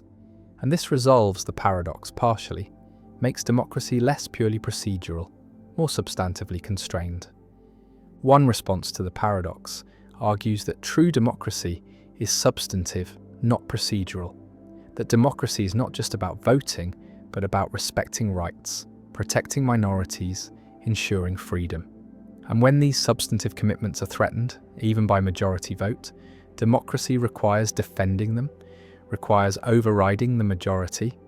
And this militant democracy, this democracy that defends itself against anti-democratic forces, is not a betrayal of democracy, but is its preservation, is necessary to maintain the conditions that make democracy possible. And historical examples support this. Societies that failed to restrict anti-democratic movements, that allowed authoritarians to use democratic procedures to gain power, lost their democracies, and hindsight suggests that early intervention, that militant defense would have been justified, would have preserved democracy even though it involved undemocratic means. Another response distinguishes between procedural rules and constitutional principles, argues that democracies should have entrenched principles that cannot be changed by ordinary procedures, that require supermajorities or constitutional amendments, and these entrenched principles include fundamental rights, democratic structures, and protections for minorities. And ordinary majorities can make policy within these constraints, but cannot override the principles themselves. And this response preserves both procedural and substantive democracy, allows majority rule within limits. And the paradox is resolved by recognizing that democracy is hierarchical, has constitutional principles at one level and democratic procedures at another, and procedures operate within the framework set by principles, and this framework is not itself subject to ordinary democratic revision. A third response embraces the paradox, accepts that democracy is inherently unstable, inherently vulnerable to self-destruction, and argues that this vulnerability is a price worth paying for freedom, that the alternative, restricting democracy to protect democracy, is worse than the risk of democratic collapse. And this radical democratic response trusts in the people, trusts that majorities will not choose their own oppression, and when they do, the society pays the price. And this response is rare. Most societies are unwilling to risk democratic collapse, prefer to impose constraints on democracy, but the response represents one coherent position, one way of resolving the paradox by accepting its consequences. The paradox also appears in debates about hate speech, about whether democracies should allow speech that advocates for the destruction of democracy, speech that promotes authoritarianism or discrimination. And free speech is a democratic value, is protected in democratic societies. But speech that aims to destroy democracy creates the paradox, and banning such speech seems undemocratic, seems to violate free expression, but allowing it risks democracy's survival, and different democracies resolve this differently. Some ban anti-democratic speech, some allow it, and no resolution is without costs. All involve trade-offs between competing values. The election results are counted, the authoritarian party has won, and the democratic society faces the paradox: honour the results and risk losing democracy, or override the results and betray democratic procedures. And the choice is not theoretical, is faced by real societies, has been faced throughout history, and different societies have chosen differently. Some have preserved democracy by undemocratic means, some have respected procedures and lost democracy, and the paradox remains unresolved, remains a permanent tension in democratic governance, a challenge that every democracy must navigate, must balance procedure against substance, must defend itself without betraying itself. And the paradox of democracy endures as a fundamental problem in political philosophy, a recognition that democracy contains contradictions, that majority rule can lead to minority oppression, that freedom can be voted away, and that preserving democracy sometimes requires limiting democracy, and the tension persists. The balance is delicate, and the paradox remains unsolved, a permanent feature of democratic life. The paradox of choice: why having everything makes us want nothing. A shopper stands in the cereal aisle of a modern supermarket, surrounded by hundreds of options, dozens of brands, each offering multiple varieties: chocolate cereals and fruit cereals and granola and organic options and sugar-free options and high-fiber options. And the shopper came with a simple goal: to buy cereal, but now faces a wall of choices, and minutes pass. Then more minutes, as the shopper reads labels, compares prices, weighs nutritional content against taste preferences, and the simple task becomes exhausting, becomes overwhelming, and eventually the shopper either picks something randomly just to escape the aisle, or leaves without buying anything at all, paralyzed by too many options. And this is the paradox of choice, articulated by psychologist Barry Schwartz. The observation that while having some choice is better than having none, having too many choices can actually make us worse off, can lead to decision paralysis, anxiety, dissatisfaction, and regret. And this paradox challenges the assumption that more freedom and more options always lead to better outcomes, suggests instead that there is an optimal amount of choice beyond which additional options become burdensome rather than beneficial. Imagine living in a world with few choices, a small village where there is one type of bread, one kind of shoe, limited options for occupation and lifestyle, and people generally wear what everyone wears, eat what everyone eats, follow the paths that tradition provides. And this limited choice can feel constraining, can prevent people from finding what truly suits them, can force them into roles and lifestyles that do not fit. But it also simplifies life, reduces the cognitive burden of decision-making, provides clear social scripts and expectations, and people in such societies often report high satisfaction because expectations are managed, because the gap between what they have and what they could have is small. And now contrast this with modern, affluent societies where choice proliferates endlessly, where every decision, from what to eat for breakfast to what career to pursue, involves navigating vast option spaces. And while this freedom allows for personalization, allows people to find exactly what they want, it also creates anxiety, creates the constant question of whether a better option exists, whether the choice made was optimal. And this anxiety erodes satisfaction even when the chosen option is good, because the existence of unchosen alternatives haunts a decision. The paradox operates through several psychological mechanisms. First is decision paralysis. When faced with too many options, the cognitive load of evaluating them becomes overwhelming. And rather than carefully comparing all options, people either make hasty decisions to escape the complexity or defer the decision entirely, avoid choosing at all. And this is why offering more product varieties can sometimes decrease sales, why adding options can reduce rather than increase engagement, because each additional option adds to the burden of decision-making, and at some point the burden exceeds the benefit and people opt out. Second is regret and second-guessing. When there are many options and you choose one, the existence of all the unchosen options creates opportunity for regret, creates the thought that perhaps one of the other options would have been better, and this regret is stronger when there are more alternatives because each alternative represents a path not taken, a potential source of better outcomes. And so the chosen option must compete not just with reality, but with imagination, with idealized versions of what the unchosen options might have provided, and actual outcomes rarely exceed these idealized counterfactuals. And so satisfaction decreases even when the choice is good, and this effect is amplified when choices are reversible, when you can change your mind, because reversibility keeps all options perpetually open, prevents commitment, prevents the psychological closure that comes from accepting a decision as final. Third is the escalation of expectations. When there are few options, we expect less. We accept what is available and feel grateful if it is good. But when there are many options, we expect to find exactly what we want, expect the perfect fit, and our standards rise.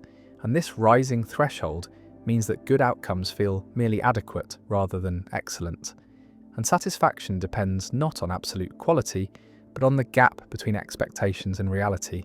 And more choice raises expectations faster than it improves outcomes. And so, the net effect is decreased satisfaction, despite better products and more freedom. Visualize a graph with number of options on one axis and satisfaction on the other. And the relationship is not linear, but inverted U-shaped. Satisfaction rises as options increase from 0 to some moderate number, perhaps 5 or 10, because having some choice allows people to find something that fits their preferences. But beyond that optimal point, satisfaction begins to decline.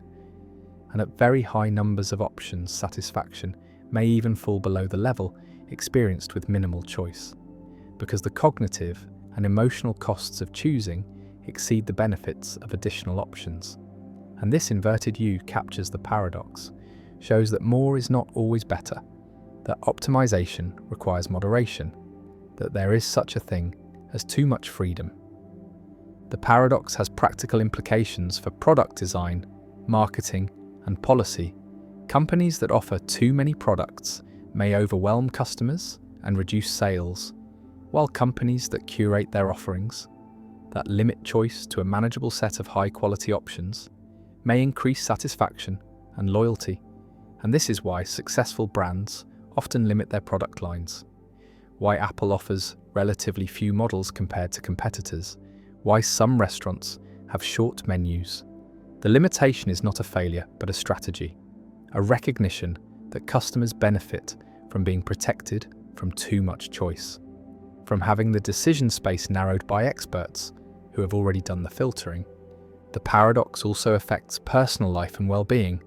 Modern individuals face an unprecedented number of choices about identity, lifestyle, career, relationships, and consumption. And while this freedom is liberating in principle, in practice it can be exhausting, can create a sense of being overwhelmed, can generate anxiety about missing out on better options, and research shows that people in societies with more choice are not necessarily happier, that reported life satisfaction has not increased proportionally with the explosion of options, and some argue it has decreased, that the paradox of choice contributes to rising rates of anxiety and depression, that the burden of constructing a life from infinite options without clear guidance is a source of modern malaise. One response to the paradox is to adopt satisficing rather than maximizing as a decision strategy. Maximizers seek the best option, the optimal choice, and this requires evaluating all possibilities, comparing exhaustively, and the process is endless because there is always the possibility that a better option exists somewhere. While satisficers set a threshold of good enough and choose the first option that meets that threshold, and satisficers experience less stress, less regret, and higher satisfaction because they commit to good options without torturing themselves about whether better options exist. And embracing satisficing is a way to opt out of the paradox, to limit self-imposed choice burden even when external options are numerous. Another response is to establish routines and defaults, to make decisions once and then follow the decision automatically in the future, to reduce the number of active choices required. And this is why successful people often simplify their lives, wear the same clothes every day, eat the same breakfast, follow the same schedule, not because they lack creativity, but because they recognize that decision-making is a limited resource, that every choice consumes cognitive energy, and preserving that energy for important decisions requires eliminating trivial choices through routinization. A third response is to embrace constraints, to deliberately limit options, to refuse to consider all possibilities, and this might involve setting rules like, I only shop at this store, or I only consider jobs in this city. And these self-imposed constraints reduce the choice space, make decisions more manageable, and paradoxically increase freedom by preventing paralysis, by ensuring that decisions get made rather than deferred indefinitely. And constraints are not limitations on freedom, but conditions for effective exercise of freedom, structures that enable choice rather than preventing it. The shopper stands in the cereal aisle, paralyzed by options, and eventually walks away empty-handed or grabs something arbitrarily, and the experience is repeated across modern life, in career choices and relationship decisions and consumption patterns, and the paradox persists. More choice leading to less satisfaction, more freedom creating more anxiety. And Schwartz's insight remains relevant, challenges the ideology of unlimited choice, suggests that well-being requires moderation, requires protection from too much optionality, and the paradox endures as a reminder that freedom is complex, that having options is valuable, but that value has limits, that beyond a certain point additional options become burdens rather than benefits. And the challenge for individuals and societies is to find the optimal level of choice, the sweet spot where there is enough freedom to allow for genuine self-determination, but not so much that the burden of choosing overwhelms the benefit of having chosen. And the paradox remains a feature of modern affluent societies, a price paid for abundance, and a problem that requires not more choice but wiser choice, not more options but better frameworks for navigating options. And the cereal aisle waits, endless and overwhelming, and the shopper eventually learns to bring a list to decide in advance, to opt out of the paradox by refusing to treat every shopping trip as an opportunity for exhaustive optimization. The paradox of non-being, how nothing cannot be talked about. A philosopher attempts to state a simple truth, attempts to say that something does not exist, attempts to assert that unicorns are not real, that they have no being, that they are nothing, and yet stating this seems impossible, seems paradoxical, because to say that unicorns do not exist is to say something about unicorns, is to refer to them, to make them the subject of a statement. And how can you refer to what does not exist? How can you make something the subject of a statement if that something is nothing, if it has no being? And if you can refer to unicorns, then they must be something, must have some kind of being. But then the statement unicorns do not exist is false, is contradictory, because it refers to things that it claims do not exist. And this is the paradox of non-being, first articulated by Plato in the Sophist, the puzzle about how negative existential statements are possible, how we can truly say that something does not exist without contradicting ourselves, without presupposing the existence of what we are denying exists. And this paradox has troubled metaphysics throughout history, has generated multiple solutions, and remains a test case for theories of reference and existence.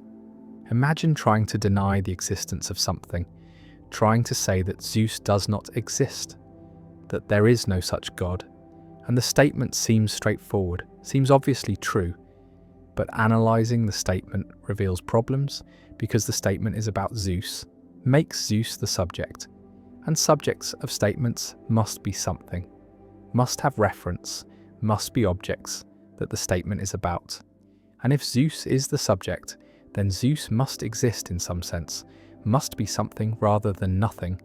But the statement says Zeus does not exist, says Zeus is nothing. And so the statement seems self-refuting, seems to both presuppose and deny the existence of its subject. And this is the paradox, that negative existentials, statements denying existence, seem impossible to state without contradiction. Parmenides made this paradox central to his philosophy, argued that non-being cannot be spoken of or thought about, because speaking and thinking require objects, require that there be something that is spoken of or thought about. And non-being is not something, is nothing. And so non-being is inexpressible, unthinkable. And from this Parmenides concluded that non-being does not exist, that everything that is exists, that reality is one unchanging being, and change is impossible because change would require something to come into being from non-being or to pass into non-being, and both are impossible. And this radical conclusion follows from taking the paradox of non-being seriously, from accepting that we cannot coherently speak of what does not exist. Visualize the paradox as a linguistic trap. When you say X does not exist, you seem to refer to X, and reference requires that X be something, and if X is something, then X exists. And so the statement is self-refuting, and yet negative existentials seem to be true, seem to be among the most basic truths. And we need to explain how they can be true without contradiction, how we can deny existence without presupposing it. And this requires a theory of reference that allows reference to non-existence, or that reinterprets negative existentials so they do not really refer to their apparent subjects. One solution proposed by Russell denies that names like Zeus refer to objects, analyzes them as disguised descriptions, and Zeus does not exist becomes, there is no unique object that has all the properties attributed to Zeus in mythology. And this existential statement does not refer to Zeus, does not presuppose any object, but simply denies that the description is satisfied. And this allows negative existentials to be true, without paradox, without reference to non-existence. And Russell's theory of descriptions has been widely adopted as solving the paradox, as showing that negative existentials do not actually have the logical form they appear to have, do not refer to their apparent subjects. Another solution from free logic distinguishes between existence and reference, allows that terms can refer without presupposing existence, and negative existentials are statements that deny existence while preserving reference, and this requires revising classical logic, requires allowing that some terms refer to nothing, are empty names, and statements containing empty names can still be meaningful, can still have truth values, and Zeus does not exist is true because Zeus is an empty name, refers to nothing, and the statement denies existence without presupposing it. And free logic has been developed extensively, provides formal semantics for empty names, and handles the paradox by liberalizing logic to allow reference without existence.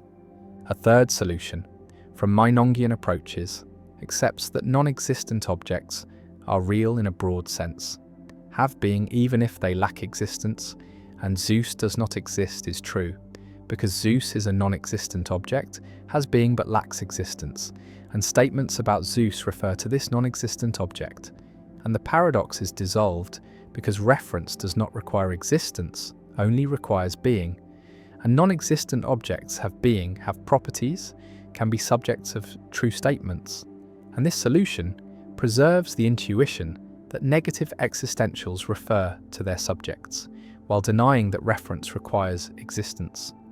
The paradox also appears in discussions of nothingness, of absolute non-being, because to say that absolute nothing is impossible seems to require referring to absolute nothing, making it the subject of a statement, and if it is the subject then it must be something, and so the statement that nothing is impossible presupposes that nothing is something, and this generates contradiction, and Heidegger made this paradox central to his philosophy, explored the nature of nothingness, argued that nothing is not a thing but is the horizon of being, the possibility of non-being that makes being intelligible, and discussing nothing requires special language, requires recognizing that nothing is not an object but is something more fundamental, and the paradox shows limits of ordinary language, shows that metaphysics pushes language beyond its designed capacities.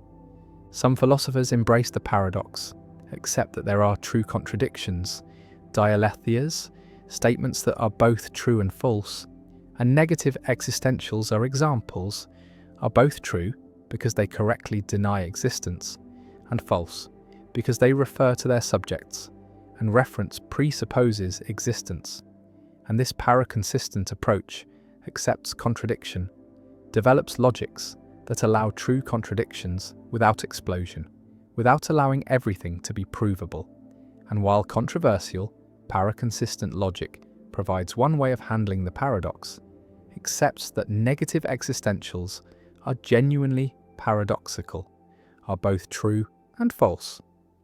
The statement stands: Zeus does not exist, unicorns are not real, nothing is something, and the paradox remains, hovering over negative existentials, challenging theories of reference, forcing recognition that denying existence is not as simple as it seems, that we cannot straightforwardly say that something is nothing without creating logical tension, and the paradox of non-being endures as one of the oldest problems in philosophy, a problem recognized by Plato, central to Parmenides, unresolved by centuries of analysis, and various solutions exist, various ways of dissolving or accepting the paradox, but no consensus emerges, and the paradox persists, a reminder that language struggles to express non-existence, that negation creates puzzles, and that the boundary between being and non-being resists clear articulation. The paradox of power. Why having power makes you lose it.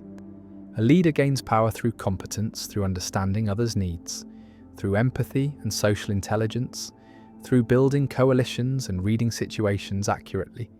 And these qualities enable the rise to power, enable winning support, enable navigating social hierarchies, and the leader reaches positions of authority, gains control over resources, gains ability to make decisions affecting others, and then something changes. The experience of having power alters the psychology of the powerful, reduces empathy, reduces perspective taking, increases confidence, increases risk-taking, and these changes are the opposite of what brought power, are the erosion of the very qualities that enabled gaining power. And this is the paradox of power, described by psychologist Dacher Keltner and others. The finding that power changes people, makes them less attuned to others, less socially intelligent, less effective at the behaviours that won them power, and powerful people become entitled, become overconfident, become less accurate in reading social situations. And these changes lead to misuse of power, lead to decisions that harm subordinates, lead to loss of support, and eventually lead to loss of power itself. And the paradox shows that power contains the seeds of its own destruction, that having power undermines the qualities necessary to maintain power. And this cycle explains the rise and fall of leaders, explains why initial competence gives way to corruption or incompetence, explains why power corrupts. And the paradox has implications for understanding leadership, for recognizing that power is dangerous, that maintaining power requires deliberate effort to preserve the qualities that win power, requires resistance to the psychological effects of having power. Imagine the psychological changes that occur when someone gains power, gains control, gains authority, and research shows that power activates the behavioral approach system, increases focus on rewards, increases willingness to take risks, and simultaneously, power deactivates the behavioral inhibition system, reduces attention to threats, reduces concern about others' reactions, and these changes make powerful people more action-oriented, more decisive, but also less careful, less considerate.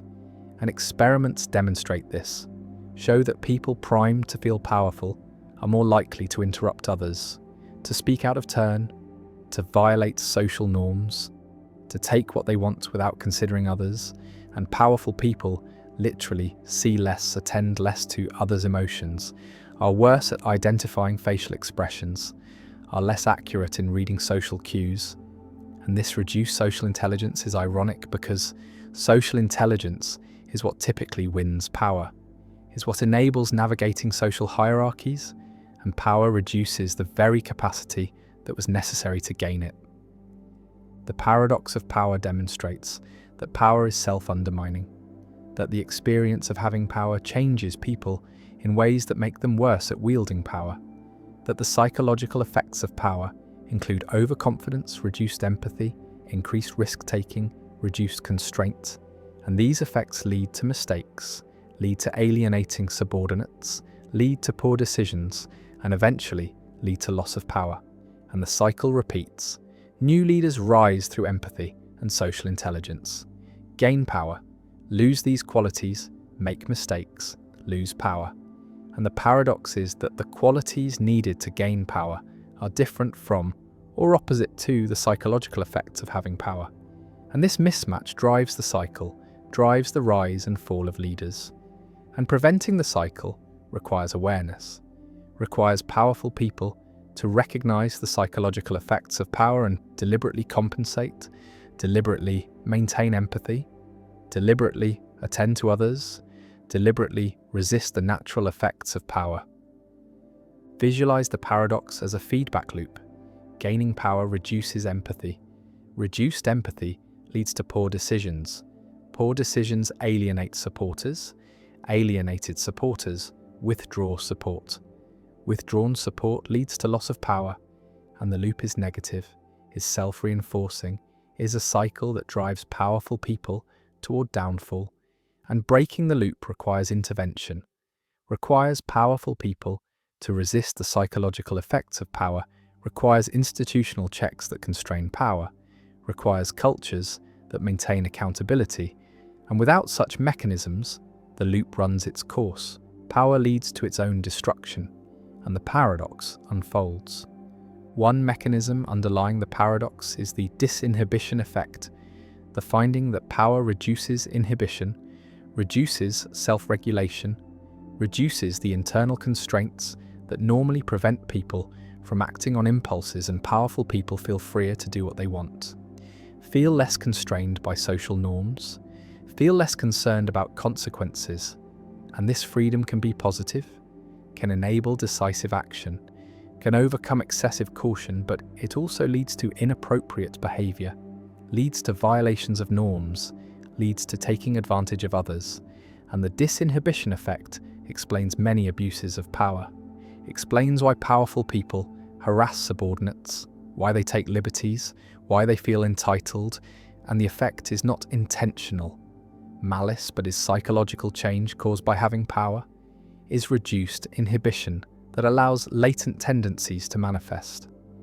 Another mechanism is the decreased perspective taking, the finding that power reduces the ability and motivation to understand others' perspectives, to imagine how situations look from others' viewpoints, and powerful people focus on their own goals, their own needs, and pay less attention to others. And this reduced perspective taking makes powerful people worse at negotiation, worse at building consensus, worse at understanding how their actions affect others, and these deficits undermine effectiveness, undermine leadership, and create the conditions for losing power. And the paradox is complete. Power reduces the social intelligence needed to maintain power. One response to the paradox is institutional design, creating checks on power, creating accountability mechanisms, creating regular reviews or elections that force powerful people to maintain support. And democratic systems embody this, have regular elections that remove leaders who lose support, and corporate boards have review processes. And these institutions mitigate the paradox by making power conditional, by requiring continued demonstration of competence, by preventing the complacency that power breeds. And effective institutions recognize the paradox, recognize that power corrupts, and design around it, create structures that limit the damage caused by the psychological effects of power. Another response is leadership development, training leaders to recognize the paradox, to understand the psychological effects of power, to deliberately maintain empathy and perspective taking. And research shows that awareness helps, that leaders who understand the paradox are better at resisting its effects, are more likely to maintain the qualities that won them power. And leadership training increasingly includes content about the psychology of power, about the importance of humility, about the need to deliberately attend to others despite the psychological pull towards self-focus. And this training aims to break the cycle, aims to help powerful people resist the natural effects of power. A third response is cultural, creating organizational cultures that value empathy, that reward perspective taking, that punish abuse of power. And some organizations succeed at this, create environments where power does not corrupt, where leaders remain accountable, remain connected to subordinates. And these cultures require work, require deliberate effort to maintain, require norms that constrain power, that make abuse costly, and they require exemplars, require leaders who model healthy use of power, who demonstrate that power can be wielded without corruption.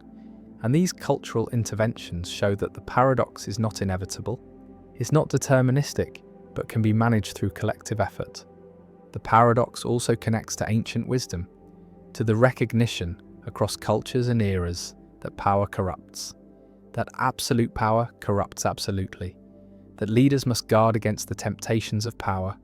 And philosophers from Plato to Confucius recognized the paradox, recognized that power changes people, and their advice remains relevant, remains a warning that power is dangerous, that vigilance is necessary, that humility is essential, and the paradox of power shows that this ancient wisdom is psychologically accurate, is confirmed by modern research, is not merely moral preaching, but is description of how power actually affects people. The leader rises, gains authority, controls resources, makes decisions, and power begins its work, reduces empathy, increases overconfidence, loosens inhibitions, and the leader becomes less effective, less attuned, more self-focused, makes mistakes, alienates supporters, and the fall begins, and the paradox completes its arc. Power undermines itself. The qualities that won power are lost, and new leaders rise to repeat the cycle, and the paradox of power endures as a permanent feature of leadership, as a psychological reality that must be managed, that must be resisted, that must be constrained through institutions and culture and awareness. And the paradox remains inevitable and destructive unless deliberately countered, unless powerful people recognize the effects and fight them, unless societies build structures that limit the damage and the cycle continues. The rise and fall driven by the paradox that having power undermines the ability to keep it. The paradox of free will, why choice seems both real and impossible. A person stands at a crossroads, two paths diverging, and must choose which way to go. And the person deliberates, weighs options, considers consequences, and makes a decision. Chooses one path. And this choosing feels free, feels like the person could have chosen otherwise. Like the decision was truly up to them, genuinely within their control. And yet the person's decision is the result of brain processes, is caused by prior states of neurons, by chemical reactions, by electrical signals. And these processes are themselves caused by earlier states, by genetics and experience and current circumstances. And the chain of causation extends back through the person's life, through evolution, through the physical history of the universe. And at no point in this causal chain is there a break, a moment where cause gives way to free choice, where determinism is suspended. And if every event has causes, if the present is determined by the past plus the laws of physics, then the person's decision was determined long before the moment of choosing, was inevitable given prior conditions. And the feeling of free choice is an illusion. The decision was never really up to the person, could not have been otherwise. And this creates the paradox of free will, the apparent incompatibility between the subjective experience of freedom and the objective reality of causal determination. Between the feeling that we choose and the fact that our choices are caused, and this paradox has troubled philosophers for millennia, generated enormous literature, produced multiple attempted solutions, but never achieved consensus. And the problem persists as one of the central questions in philosophy, ethics, and the nature of human agency. Imagine the person's brain at the moment of decision, neurons firing in specific patterns, dopamine and serotonin modulating activity, and these patterns cause the decision, determine which path is chosen, and the patterns themselves were caused by prior brain states, by sensory inputs, by memories activated, by emotional states, and these prior states had their own causes, and the causal chain is unbroken, and nowhere in this chain is there room for free will, for choices that are not caused, for decisions that could have been different given exactly the same prior conditions. And if determinism is true, if the laws of physics determine everything, then free will seems impossible, seems to be a conceptual confusion, and yet the feeling of freedom persists, and we hold people responsible for their actions, praise and blame them, treat them as if their choices were free, and the legal system, morality, social practices all assume free will, assume that people could have done otherwise. And the paradox is that free will seems both necessary for responsibility and impossible given causation.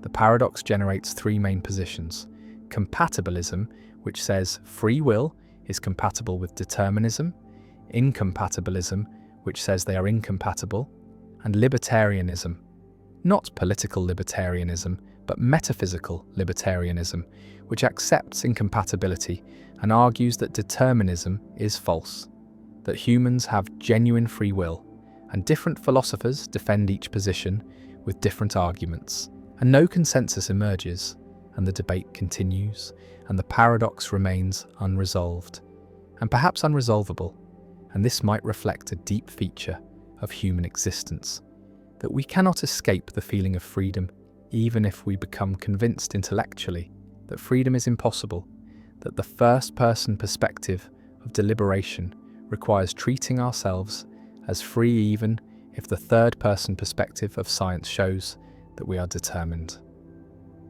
Visualize determinism as a timeline. The state of the universe at one time, plus the laws of physics, determines the state at the next time. And this determination is complete, includes everything, includes brain states and decisions, and the timeline is like a film that has already been recorded, and we are living through it, experiencing events as they unfold. But the sequence is fixed, was fixed by initial conditions billions of years ago, and our decisions are frames in this film, are determined by previous frames. And no alternative timeline is possible given the initial conditions and the laws. And if this picture is correct, then the feeling of having options, of being able to choose differently, is illusory. We could not have chosen differently. The decision was already encoded in the prior state of the universe, and we are not free. Compatibilists respond that this picture misunderstands what free will requires, that free will does not require the ability to have chosen differently given exactly the same prior conditions, does not require breaking the causal chain, but only requires that our choices flow from our own desires, values, character, that we are not coerced, not forced, not manipulated, and as long as the person's decision resulted from their own deliberation, their own reasons, they acted freely, even though their deliberation was caused, even though their reasons were determined. And free will is compatible with determinism because free will is about the source of action, about whether it comes from the agent's own psychology, not about whether it is uncaused. Incompatibilists reject compatibilism, argue that if determinism is true, then everything we do was determined by factors beyond our control. By genetics we did not choose, by environments we did not create, by causal chains that began before we were born. And we are not genuinely responsible for actions that were determined by factors beyond our control. And compatibilist free will is not real freedom, but is a verbal trick, is redefining freedom to make it compatible with determinism, and genuine freedom, the kind required for moral responsibility, requires that we could have done otherwise, requires that our choices are not determined. And since determinism is probably true, given physics, genuine free will probably does not exist, and moral responsibility is problematic. Libertarians argue that determinism is false, that quantum mechanics shows that the universe is not deterministic, that there is genuine randomness, genuine indeterminacy at the quantum level, and this indeterminacy allows for free will, allows for choices that are not determined by prior states. But critics respond that randomness is not freedom, that random neural processes do not give us control over our actions, do not make us responsible, and adding randomness to determinism does not create free will, creates only determinism plus chance, and neither determination nor chance gives us the control required for responsibility.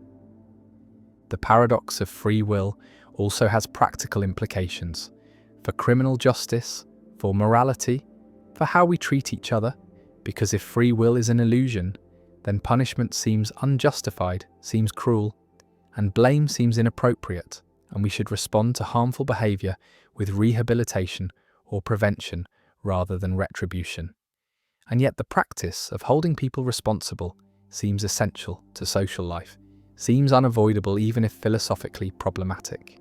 And we continue to blame and praise, punish and reward, as if free will exists, and perhaps this is necessary. Perhaps human social life requires treating people as responsible, even if the metaphysical foundations are shaky. The person stands at the crossroads, deliberates, chooses, and walks down one path, and whether this choice was free remains disputed, remains one of philosophy's hardest questions, and the paradox endures.